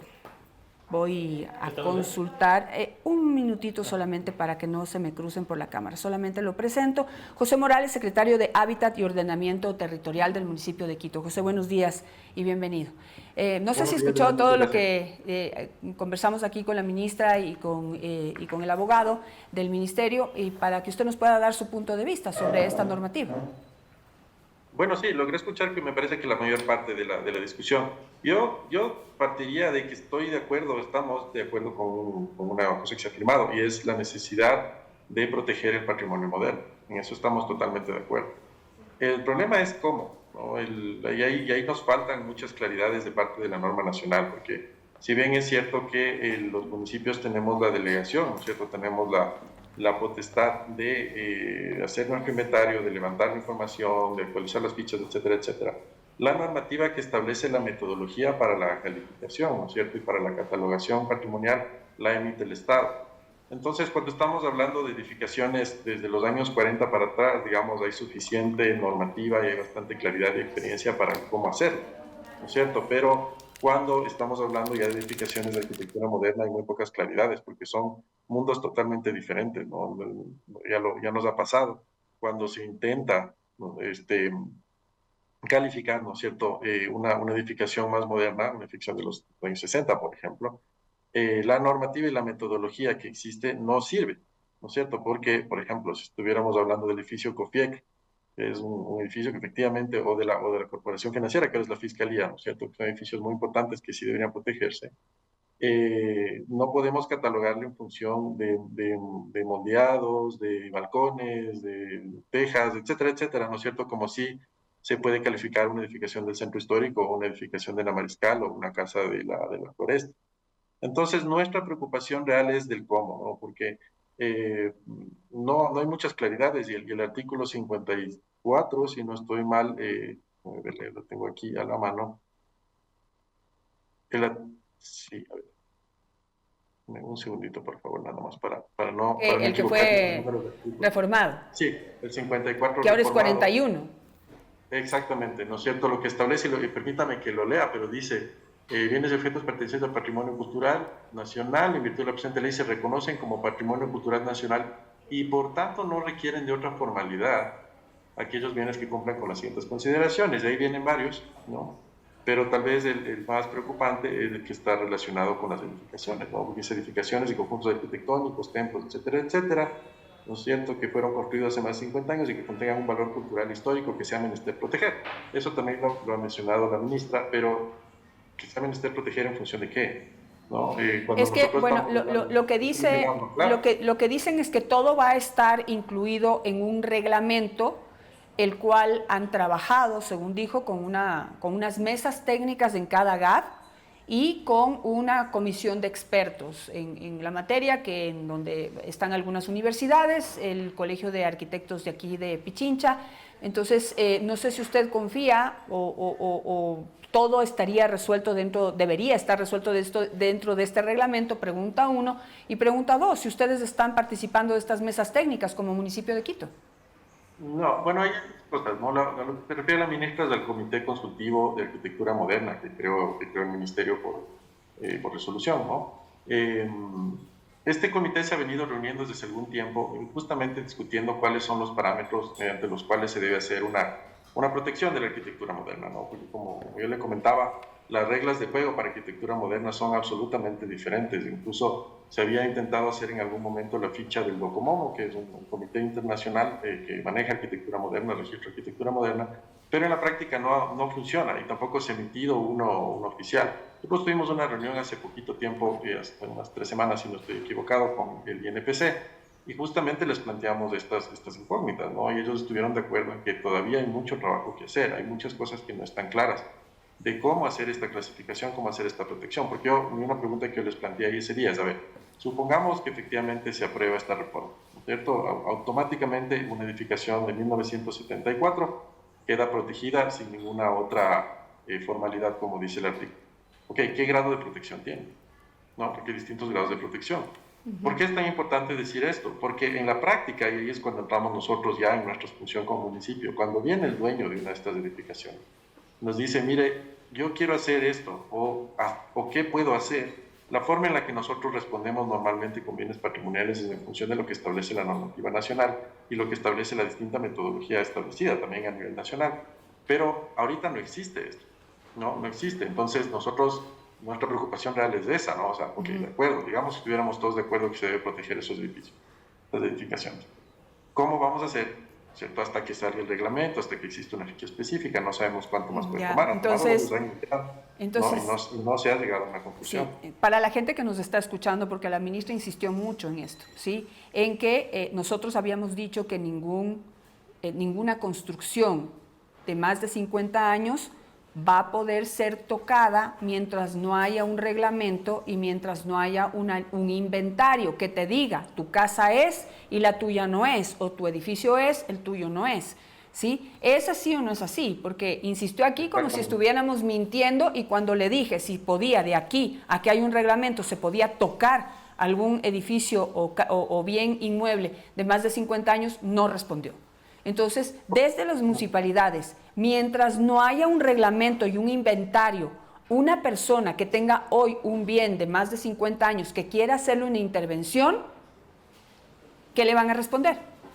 Exactamente, ese es el tema, ¿no? Porque ¿qué es lo que nosotros ya operativamente tendríamos que hacer como municipio? Tendríamos que, si hay una edificación de 1973, 1974, automáticamente nosotros tendríamos que ponerle esa protección en el informe de regulación metropolitana. Y eso va a bloquear cualquier tipo de intervención que alguien quiera hacer, porque eso significa que necesariamente tendrían que pasar por la aprobación de la Jefatura de Áreas Históricas, tendrían que pasar por la Subcomisión de Áreas Históricas, tendrían que pasar por la Comisión de Áreas Históricas, etc. Pero para hacer eso se necesita tener claro, desde la ventanilla, digamos un poco que es un poco bastante más que una ventanilla, ¿no? La Jefatura de Áreas Históricas, que se les pueda decir, mire, esto sí se puede, esto no se puede. Pero no sabemos, eso es justamente el tema, ¿no? Entonces, claro. yo les decía al INPC también, ¿no? Una cosa que tiene la arquitectura moderna es que es una arquitectura de autor, y esa es una de las grandes diferencias, ¿no? que se tiene con la arquitectura, vamos, de los años 40 para atrás, que si bien se sabe el autor en algunos casos, en otros no, pero no es, más bien se rige por estilos, ¿no? Por ciertos estilos arquitectónicos, etc. La arquitectura moderna es una arquitectura de autor, entonces eso nos pone unos parámetros más complejos para saber exactamente qué hay que proteger. ¿Qué protegemos? La espacialidad, protegemos la materialidad, ¿no es cierto? La arquitectura moderna siempre se planteó con planta libre, ¿no? Justamente para que se pueda variar el interior. No podríamos tocar el interior, pero ahí no estaríamos dejando de proteger, ¿no es cierto? Son muchísimas preguntas. Y sí, como le digo, el INPC estaba de acuerdo, ¿no? Decía, sí, efectivamente, esas son las preguntas que hay que responder. Esa es nuestra preocupación principal. Ahora, la ministra de alguna manera responde a esta preocupación diciendo que en 2 semanas van a tener reglamento e inventario. Y dice que ese reglamento e inventario está muy bien conocido por los municipios, que han participado de estas mesas técnicas y que han participado de todo este proceso, dice, desde el primer debate de la ley, que fue en el periodo anterior, no fue en la asamblea actual. Entonces, número 1, de acuerdo al historial de entrega de reglamentos o a las dificultades y a la cantidad de preguntas que todavía tienen desde los municipios, ¿cree usted que en 2 semanas va a estar listo el inventario y el reglamento? A mí me parecería prácticamente imposible, para serle muy sincero, porque realmente en esta discusión sobre cómo hacer las fichas, por la misma ficha de arquitectura moderna lleva varios años, ¿no? Y cuando nosotros nos reunimos con el INPC, o sea, todavía no lo tenían tan claro, lo están trabajando y nosotros tenemos muy buena relación con el INPC, ¿no? Trabajamos muy bien con ellos permanentemente. Pero tome en cuenta que nosotros tenemos alrededor de 100 ingresos de trámites sobre edificaciones patrimoniales al mes, ¿no? Entonces nosotros, y además estamos en un trabajo permanente de actualización del inventario ya existente. Y ese es otro tema, ¿no? Ya con el inventario existente es bien difícil, bien largo y bien complicado tener realmente una actualización.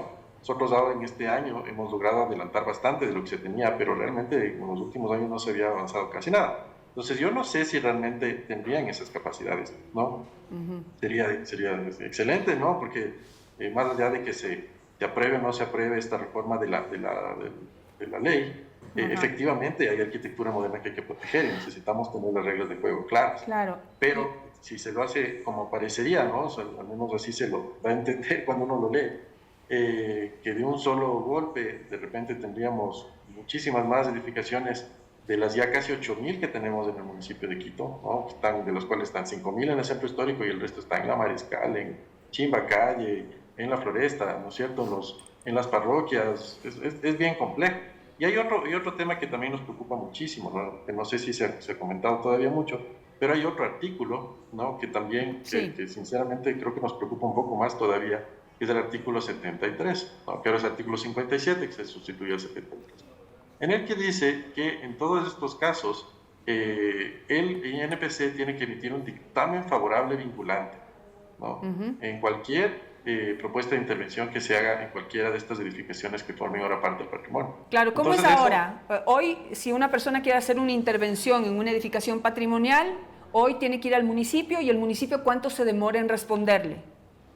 Bueno, depende de la intervención, y nosotros sacamos hace poquito una ordenanza que realmente está acelerando mucho, ¿no? Pero la verdad, antes de esa ordenanza se tomaba bastante tiempo, o sea, podía tomarse varios meses, porque dependiendo sobre todo cuando eran intervenciones grandes, porque tiene que pasar por la revisión de los planos y del proyecto que se revisa con la normativa nacional. Eso pasa a una subcomisión de áreas históricas de la que participa, entre otros también el Colegio de Arquitectos de Pichincha, ¿no? Y finalmente pasa a la comisión del Consejo. Entonces, incluso por los tiempos del Consejo, y nosotros en eso hemos sido mucho más rápidos, pero sabemos que en otras administraciones el tiempo legislativo también se demoraba, ¿no? Entonces podía tomarse mucho tiempo, y eso significaba que en muchos de los casos la gente decida no hacer, ¿no? Y dejaban votado, preferían que se caiga la casa. Ahora, si además tienen que tener un informe del INPC, y el INPC tendría que revisar no solamente Quito, sino los 221 municipios, ¿no? Yo solo me puedo imaginar cualquier intervención que se quiera hacer ahora en Cuenca, que estaban nombrando hace un momento, que tendría que dar el ok el INPC. Yo no sé si ellos tienen la capacidad operativa para dar la respuesta. Entonces, nuestra preocupación es que ya toma tiempo, ¿no? Nosotros internamente desde el municipio estamos trabajando para que tome lo menos posible, pero así todo toma tiempo, y ahora va a tomar más tiempo. ¿Cuánto? No sabemos. Entonces, nuestra preocupación es, o sea, si es que ya con lo que ha tomado normalmente, sin que el INPC tenga que dar un dictamen, porque además para eso está su normativa, ¿no? Para que previamente no tenga que dar un dictamen, ahora tendríamos más edificaciones de las que no se haga nada, porque la gente simplemente dice, mejor uso esa plata para otra cosa. En una situación tan compleja como la que está viviendo el país, o sea, eso fácilmente puede pasar. Yo le planteé a la ministra la siguiente preocupación, que la interpretan como que estuviéramos en contra de que se integre los bienes modernos a la protección, y no es eso.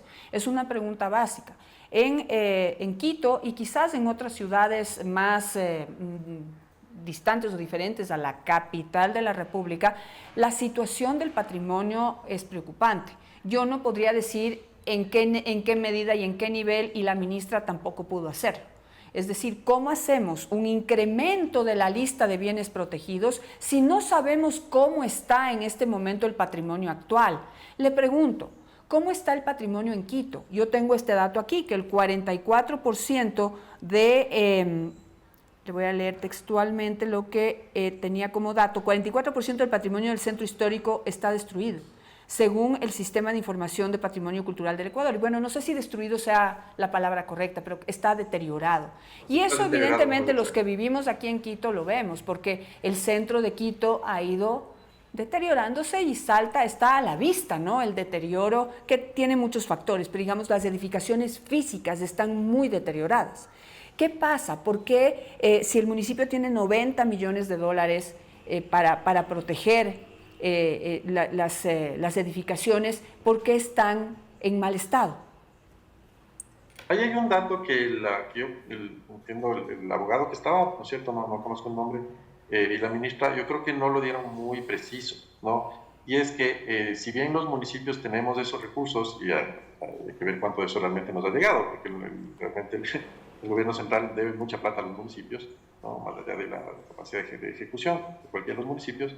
Pero los municipios, nosotros podemos intervenir directamente en las edificaciones de las cuales somos dueños, ¿no?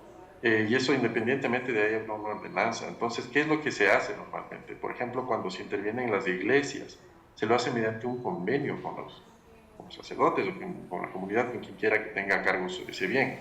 No es que el municipio entre e interviene así nomás, ¿no? El municipio puede entrar, y esto es porque son recursos públicos que tienen que estar utilizados en un bien público, ¿no?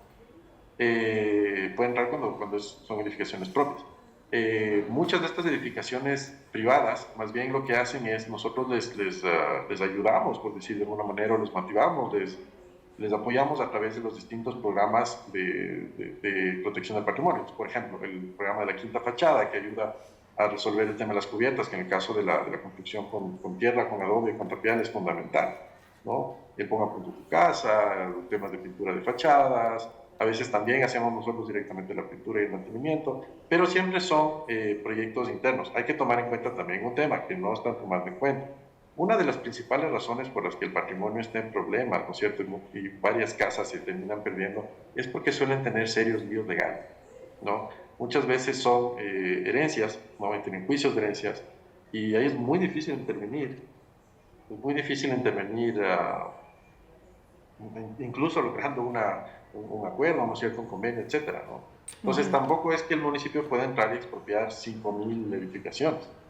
Es inmanejable. Ahora, hay un tema que es importantísimo y que la ministra estará al tanto. En el caso del Centro Histórico de Quito, hay una buena cantidad de edificaciones que son del Estado central, que efectivamente están en muy mal estado, ¿no? Todo el mundo conoce el tema del Penal García Moreno, ¿no? Pero, por ejemplo, el antiguo edificio de Asum, el de lado, que es el Hotel Auca, que están en plena Venezuela y Sucre, que son del gobierno, que las expropió en un momento para hacer unos proyectos de recuperación del centro histórico, que nunca se ejecutaron, están abandonados, ¿no? Y nos genera enormes problemas en pleno corazón del centro histórico. Hay otros, ¿no? El antiguo Colegio Simón Bolívar, en el que nosotros como IMP, con el IMP entramos, ya hicimos una primera intervención. Pues nosotros más bien hemos estado hablando con el gobierno para ver si nos los pasan, ¿no? Pásennos, nosotros intervenimos en estas edificaciones y les damos un uso. Pero en eso también hay que decir, o sea, sobre todo cuando se trata de algunos ministerios, ¿no? El Midubi, por ejemplo, estas conversaciones toman mucho tiempo porque además hay muchísimo cambio de autoridad. Entonces ya se llega a un acuerdo y resulta que cuando uno regresa está urgente, ¿no? Entonces toca empezar desde cero. José, Nicolás Ubía, asesor legal del Ministerio de Cultura, dijo algo muy puntual. Dijo que en el caso del municipio de Quito reciben $90.619.581 con 39 centavos para la protección del patrimonio y dijo que solo han gastado 20. ¿Ese dato es correcto? ¿Es exacto? A ver, déjame ver. Tendría yo que ver el dato exacto de cómo se divide, ¿no? Porque hay que tomar en cuenta, el fondo ese no solamente es para las edificaciones, vamos, que es básicamente lo que entraría al IMP, el Instituto Metropolitano de Patrimonio, sino también a todo lo que tiene que ver con fomento cultural, lo que tiene que ver con protección también de artes vivas, etcétera, etcétera, ¿no? Entonces, es mucho más amplio que eso. Podría yo revisar si efectivamente esa es la ejecución exacta, imagino que él sacaría de las cuentas del Ministerio de Finanzas. Sin embargo, yo puedo revisarlo. Ahora, hay varias razones por las que la ejecución puede ser buena o mala, ¿no? No solamente es una cuestión de que los municipios no quieran hacer, ¿no? Y en este caso, sí, no me refiero al caso de Quito, pero sí puede ser, de hecho, hay muchos municipios que, como la misma ministra dijo, no tienen las capacidades técnicas para hacer, ¿no? El municipio de Quito es tal vez el que más fuerte está, ¿no? En esto, junto con el municipio de Cuenca, pero va más allá la gestión del patrimonio que simplemente la ejecución presupuestaria, ¿no? O sea, hay mucho de gestión que se hace con los propietarios privados. Claro, hay una diferencia pues bastante notoria entre lo que se está haciendo en Cuenca versus lo que se está haciendo en el resto del país. Cuenca ha logrado recuperar su centro histórico, pero con esta clave, digamos, con esta fórmula. El municipio, y creo que sucede aquí también, solo se ocupa de los edificios públicos, es decir, los que son del municipio y están a cargo del municipio, pero todo el centro histórico lo ha dejado en manos privadas.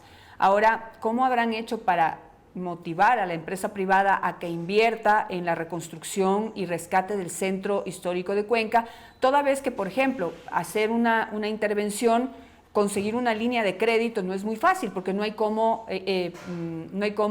hipotecar un bien patrimonial? Entonces, ¿cómo habrán hecho y por qué esa fórmula no se ha repetido en Quito, por ejemplo? Bueno, hay varias razones. A ver, en todos los casos siempre es así, ¿no? El municipio puede intervenir en sus propiedades, como le comentaba, ¿no? Incluso todo lo que se ha hecho a lo largo desde el 87 al menos en recuperación de iglesias del centro histórico de Quito se ha hecho a través de convenios con las comunidades y con los dueños de las edificaciones, ¿no? De las edificaciones monumentales. Ahora, en el caso de Cuenca, Cuenca ha tenido una historia bien diferente, ¿no? Cuenca no sufrió un vaciamiento de residencia tan fuerte como el que empezó a recibir Quito, al menos desde los años 70, ¿no? En Cuenca se ha mantenido la residencialidad bastante bien. hubo muchísimo menos del fenómeno que usted comentó, que es muy cierto, ¿no?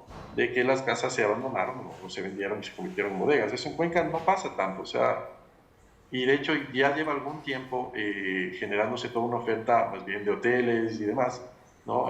Muy cercano al Parque Calderón, que también ha ayudado muchísimo. Por otro lado, el centro histórico de Cuenca tiene otras características morfológicas, ¿no? Esta es básicamente plano, lo cual ayuda muchísimo a la calidad, digamos, del espacio público y demás. Está limitado, a diferencia de nosotros, tenemos unos límites complejos como la Marín, ¿no? Está limitado por el río, ¿no? y por el barranco y demás. Entonces, sí hay unas condiciones que son diferentes. Y hay que decirlo, varias de las familias que siempre hay que recordar, ¿no? Las mejores casas, las casas más bonitas, más vistosas, de mayor calidad en nuestros centros históricos eran las casas de las élites, ¿no? Y en el caso de Cuenca, varias de estas casas las siguen manteniendo estas élites que finalmente se convirtieron muchas veces en grupos empresariales. Entonces, son varias las condiciones que ha permitido que Cuenca lo haga mejor. En el caso de Quito, el reto es muchísimo más grande, pero la verdad, desde que se inauguró el metro, las cosas están cambiando profundamente, ¿no? O sea, las posibilidades para el sector privado se ha abierto muchísimo los ojos de las posibilidades de invertir, al menos desde el punto de vista comercial, y nosotros estamos más bien empujando el tema más residencial. Perfecto.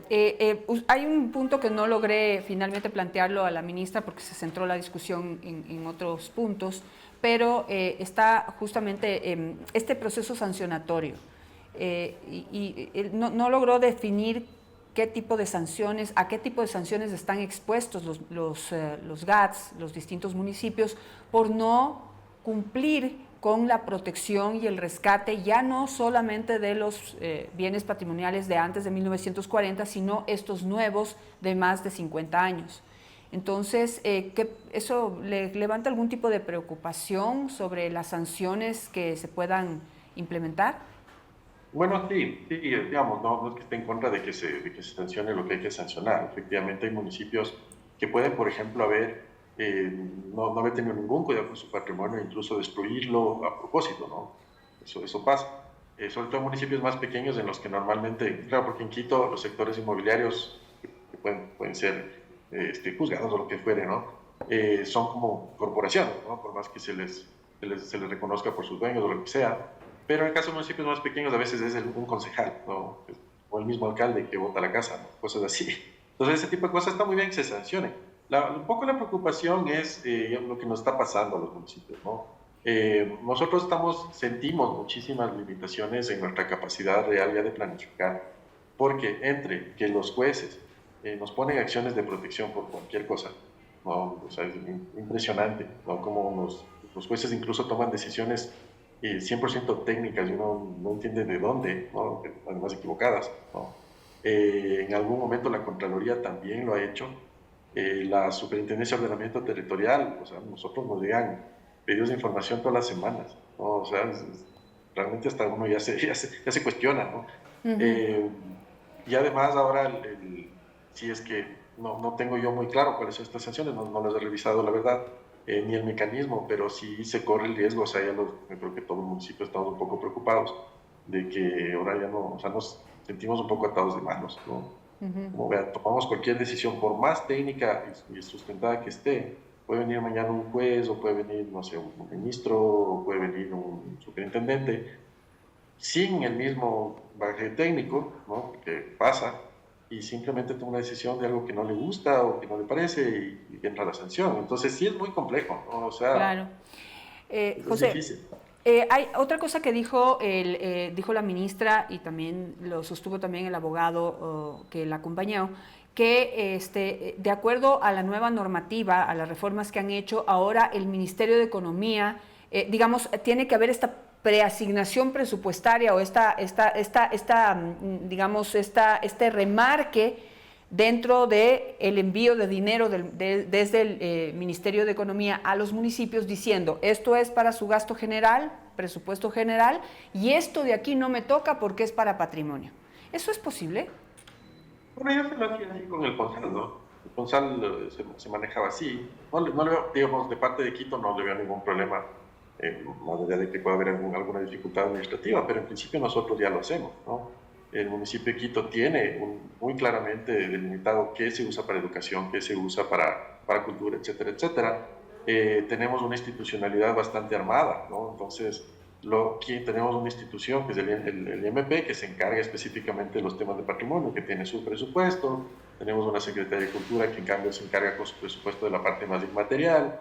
Entonces tenemos una administración zonal del centro histórico, ahora tenemos una administración zonal de la Mariscal. Entonces realmente para nosotros, yo creo que para Quito tiene bastante claro cómo destina sus recursos, ¿no? Lo que la ministra decía que se licúa en el presupuesto general de los municipios es cierto, pero en los municipios más pequeños, ¿no? Claro. Sí, bueno, eso habría que ver si es que es posible o no es posible, sobre todo por lo que usted manifestó al inicio de esta entrevista, y es que los distintos, digamos, anualmente el Ministerio de Economía no entrega la totalidad del presupuesto asignado a cada municipio. Entonces, desde allí no sé cómo van a decir, o sea, les mandamos el 30% del presupuesto y de este 30% tanto es solo para patrimonio.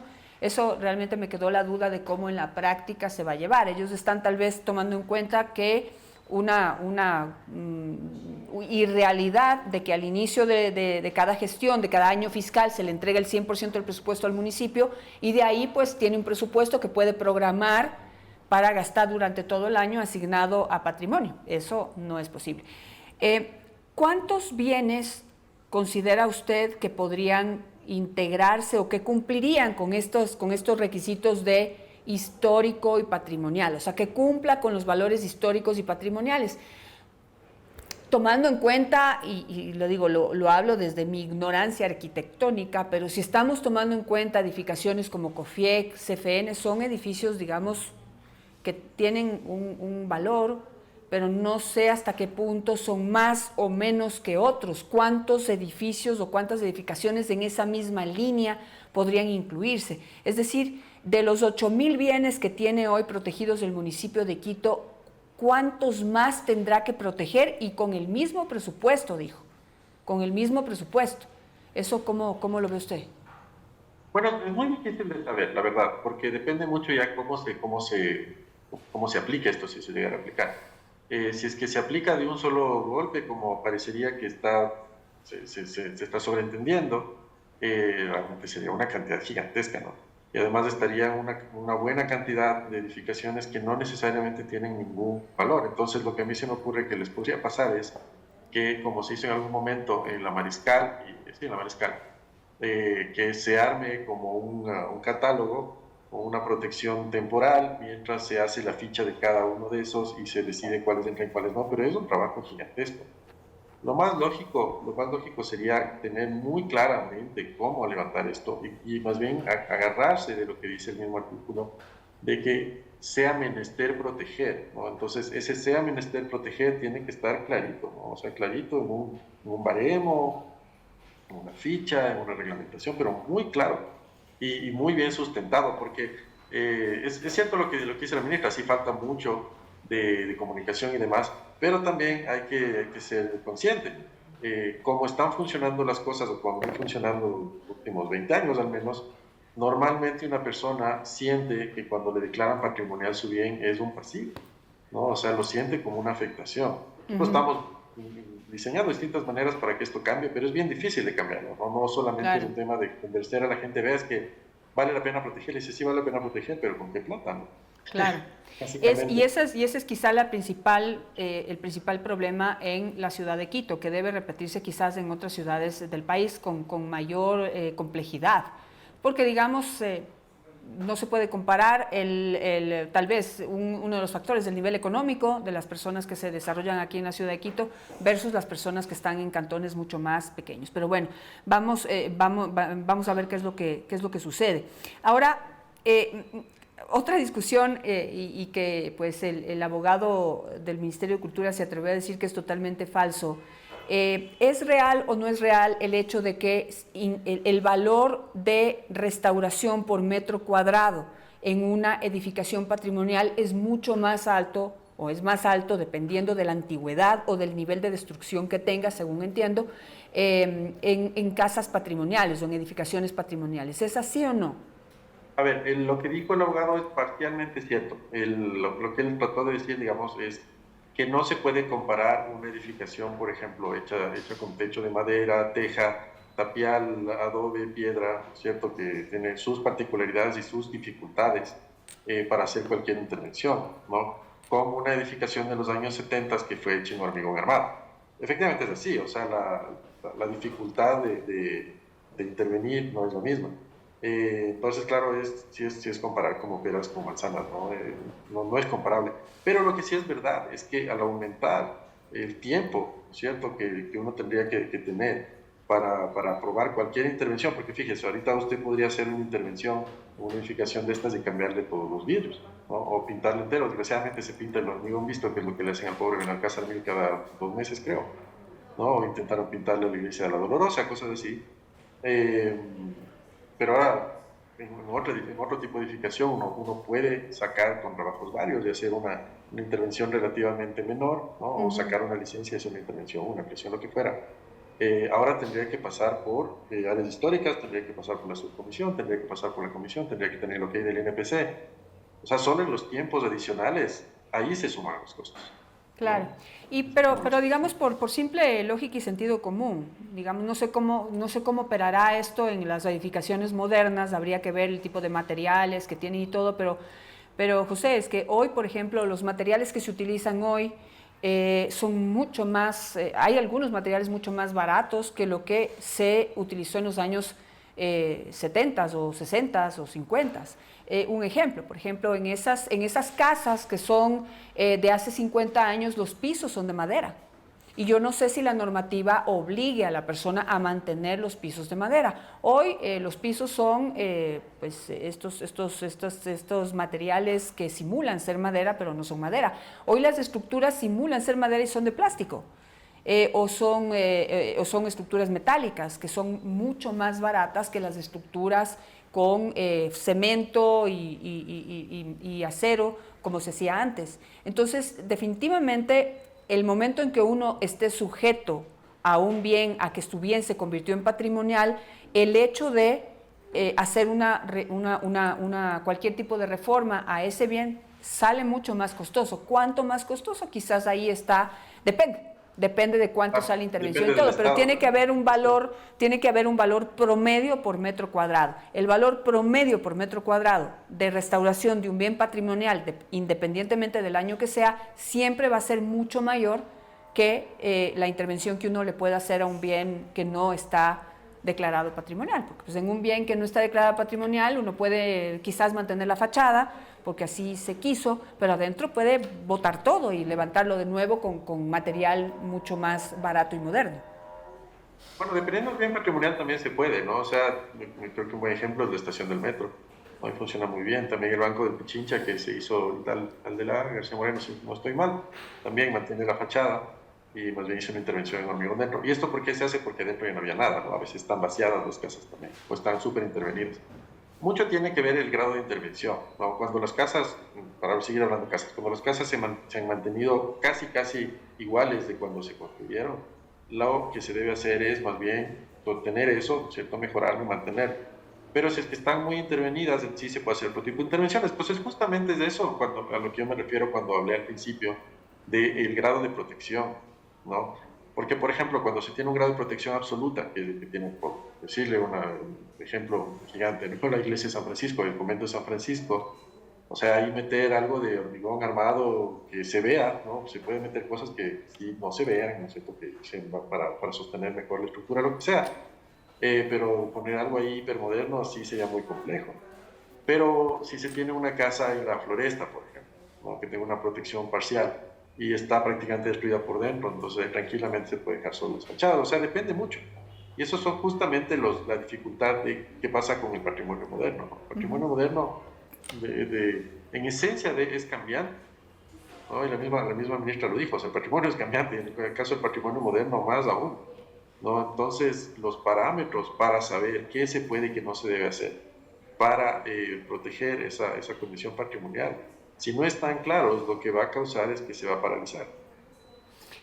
Y solamente una última aclaración, digamos, no solamente hace falta un reglamento, ni una lista, digamos, un inventario de bienes que pasarían a ser patrimoniales. Cada bien patrimonial que resulte inventariado tiene que tener una ficha técnica que le diga a cada municipio qué puede hacer y qué no puede hacer y cuáles son los parámetros, ¿verdad?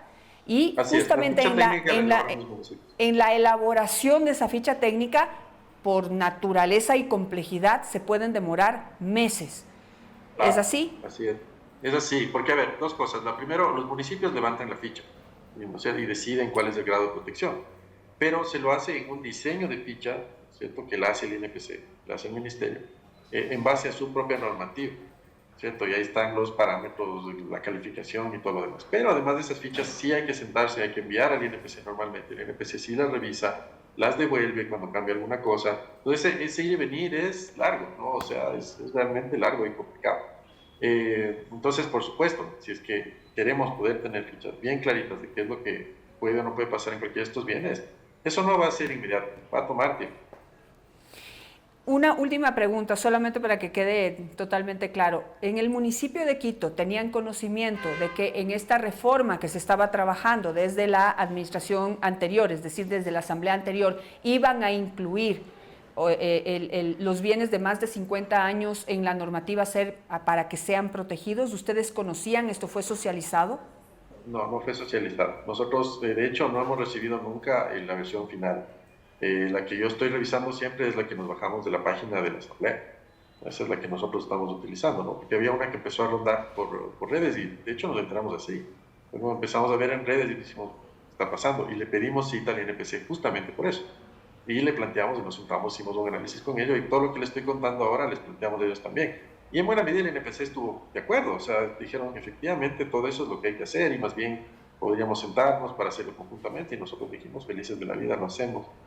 Pero, o sea, si nos sigue preocupando, ¿no?, que se tome una decisión de esa escala, al menos sin sentarse, yo diría, con los municipios que tienen mayor cantidad de patrimonio, ¿no? Porque digo, no necesariamente que hay que sentarse con los 221, para eso está la AME, si viene la ministra con la AME, si lo han visto, ¿no?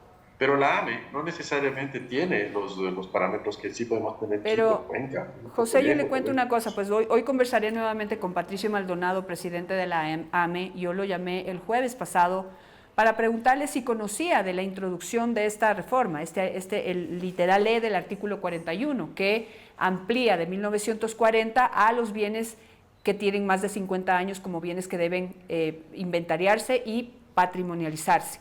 Y me dijo que no lo conocía. Entonces, aquí hay una contradicción y dijo pues que iba a enviar un comunicado estableciendo la posición de la AME. Entonces, yo no sé a qué se refiere la ministra cuando dice que ha socializado y que ha mantenido mesas técnicas con los GATS. Yo creo que la ministra está tal vez, perdón si lo digo así, pero está confundiendo los espacios, ¿no? Porque cuando se habla de un espacio de socialización y trabajo sobre la ley, hasta y usted me lo confirma, no ha habido ninguna con los municipios.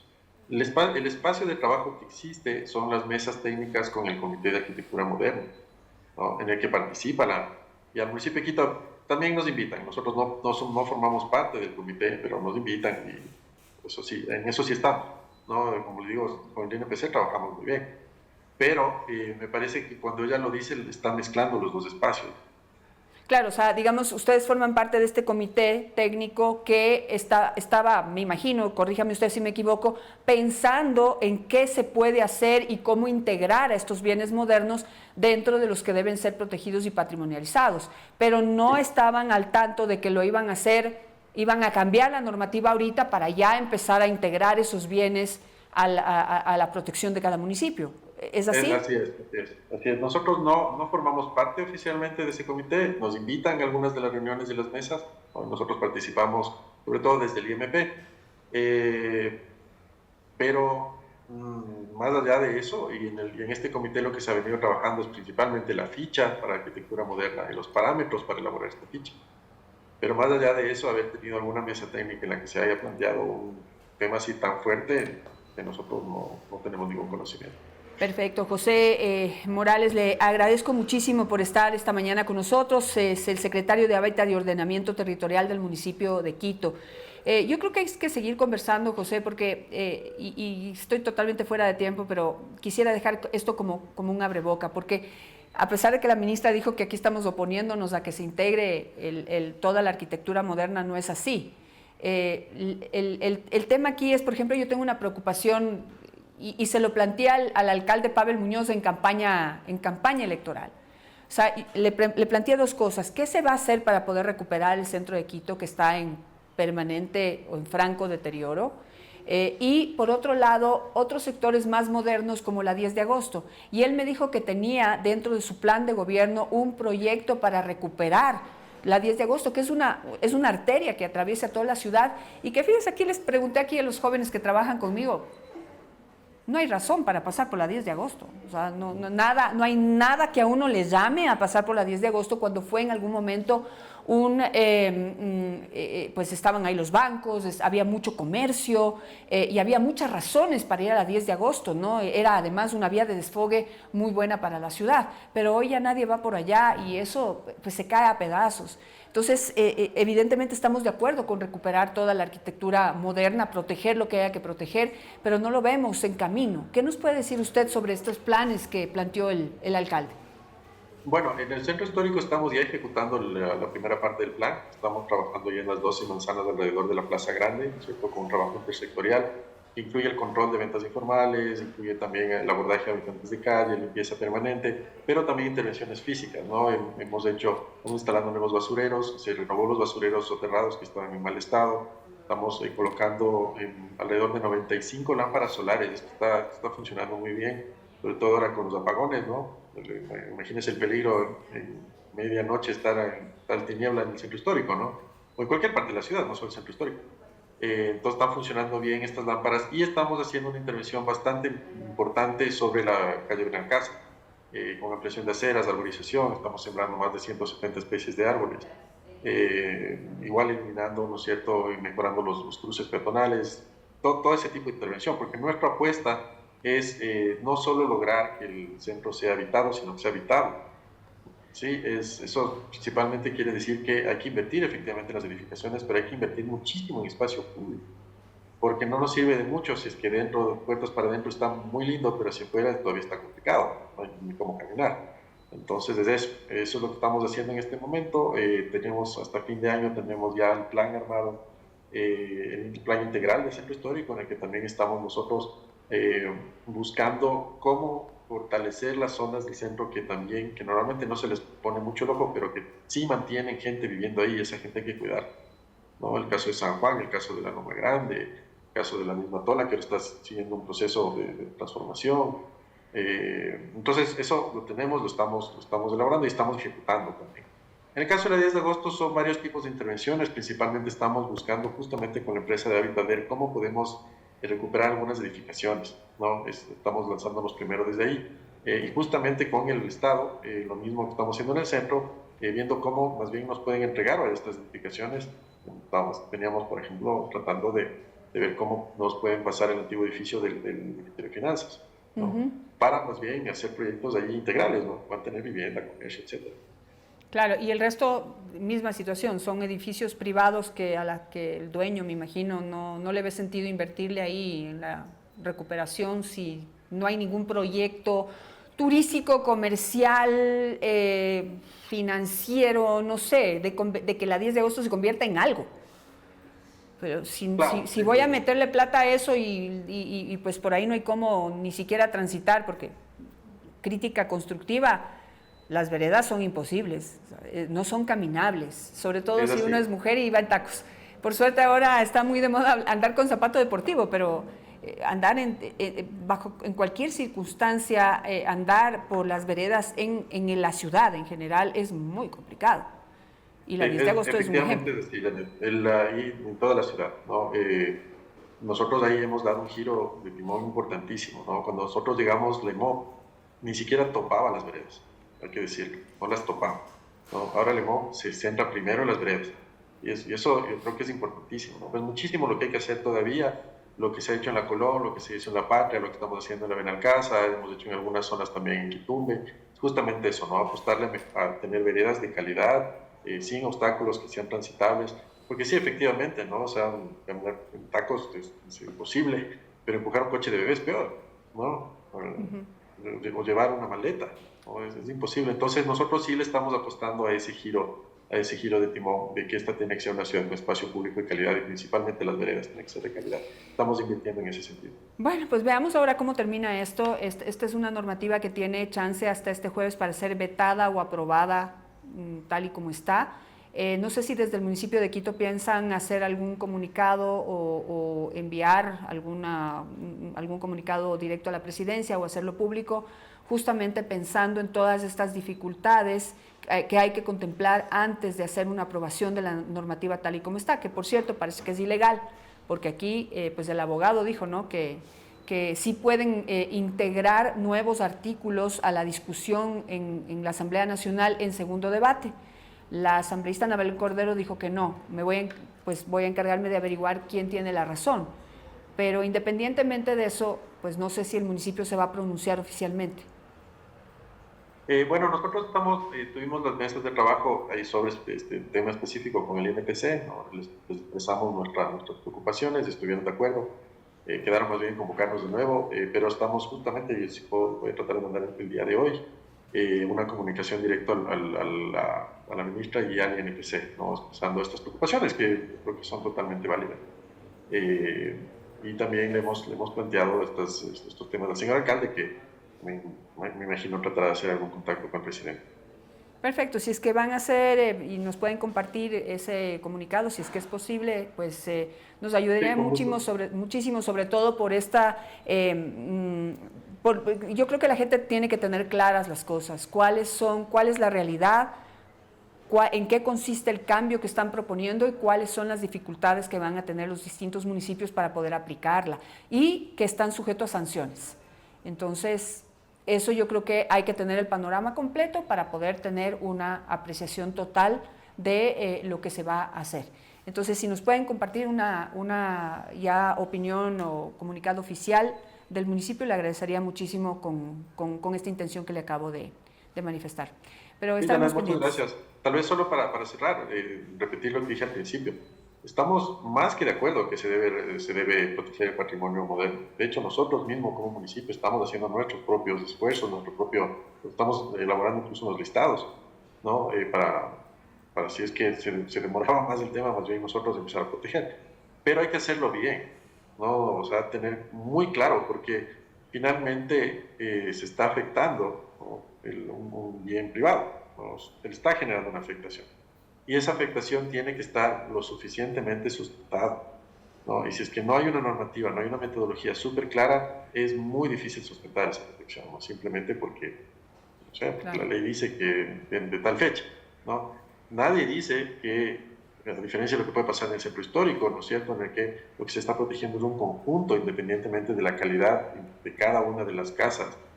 En el caso de la arquitectura moderna, sí o sí tiene que ser una protección punto por punto, no se puede proteger, digamos, de un solo sablazo, no sé, toda la 10 de agosto mismo, o sea, claro, sería complicadísimo. Así es, así es. Pero justamente con esa conclusión me quedo. Y vamos a seguir, pues vamos a darle seguimiento a este tema, veamos cómo termina. Hay muy poco tiempo para poder tomar decisiones. En este sentido, no sé si ese comunicado podrá integrar una posición frente al veto. En Cuenca, Guayaquil y algunos expertos se han pronunciado a favor de un veto total.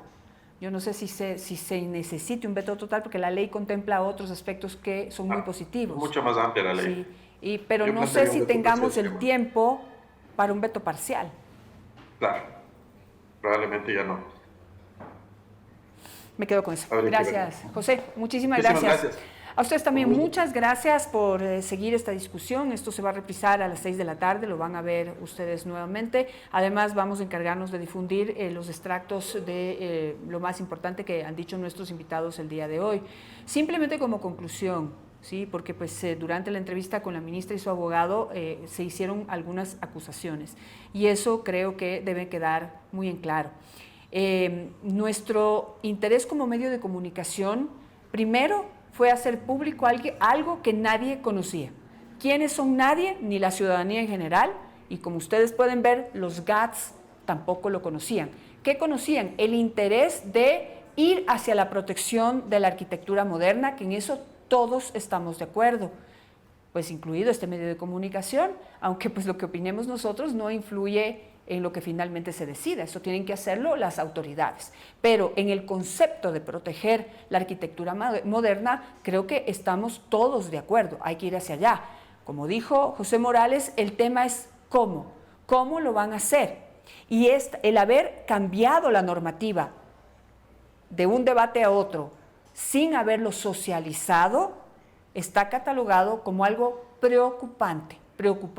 Mientras no haya un reglamento, lo dijo también José Morales, lo dijeron en la Secretaría Territorial de Hábitat de Cuenca también, mientras no haya un reglamento y un inventario de bienes, todos los bienes que son de más de 50 años no pueden tener ningún tipo de intervención porque pueden ser patrimoniales. ¿Cómo sabemos si sí o si no? Si estamos hablando de distintos tipos de parámetros que van a proteger a la arquitectura moderna.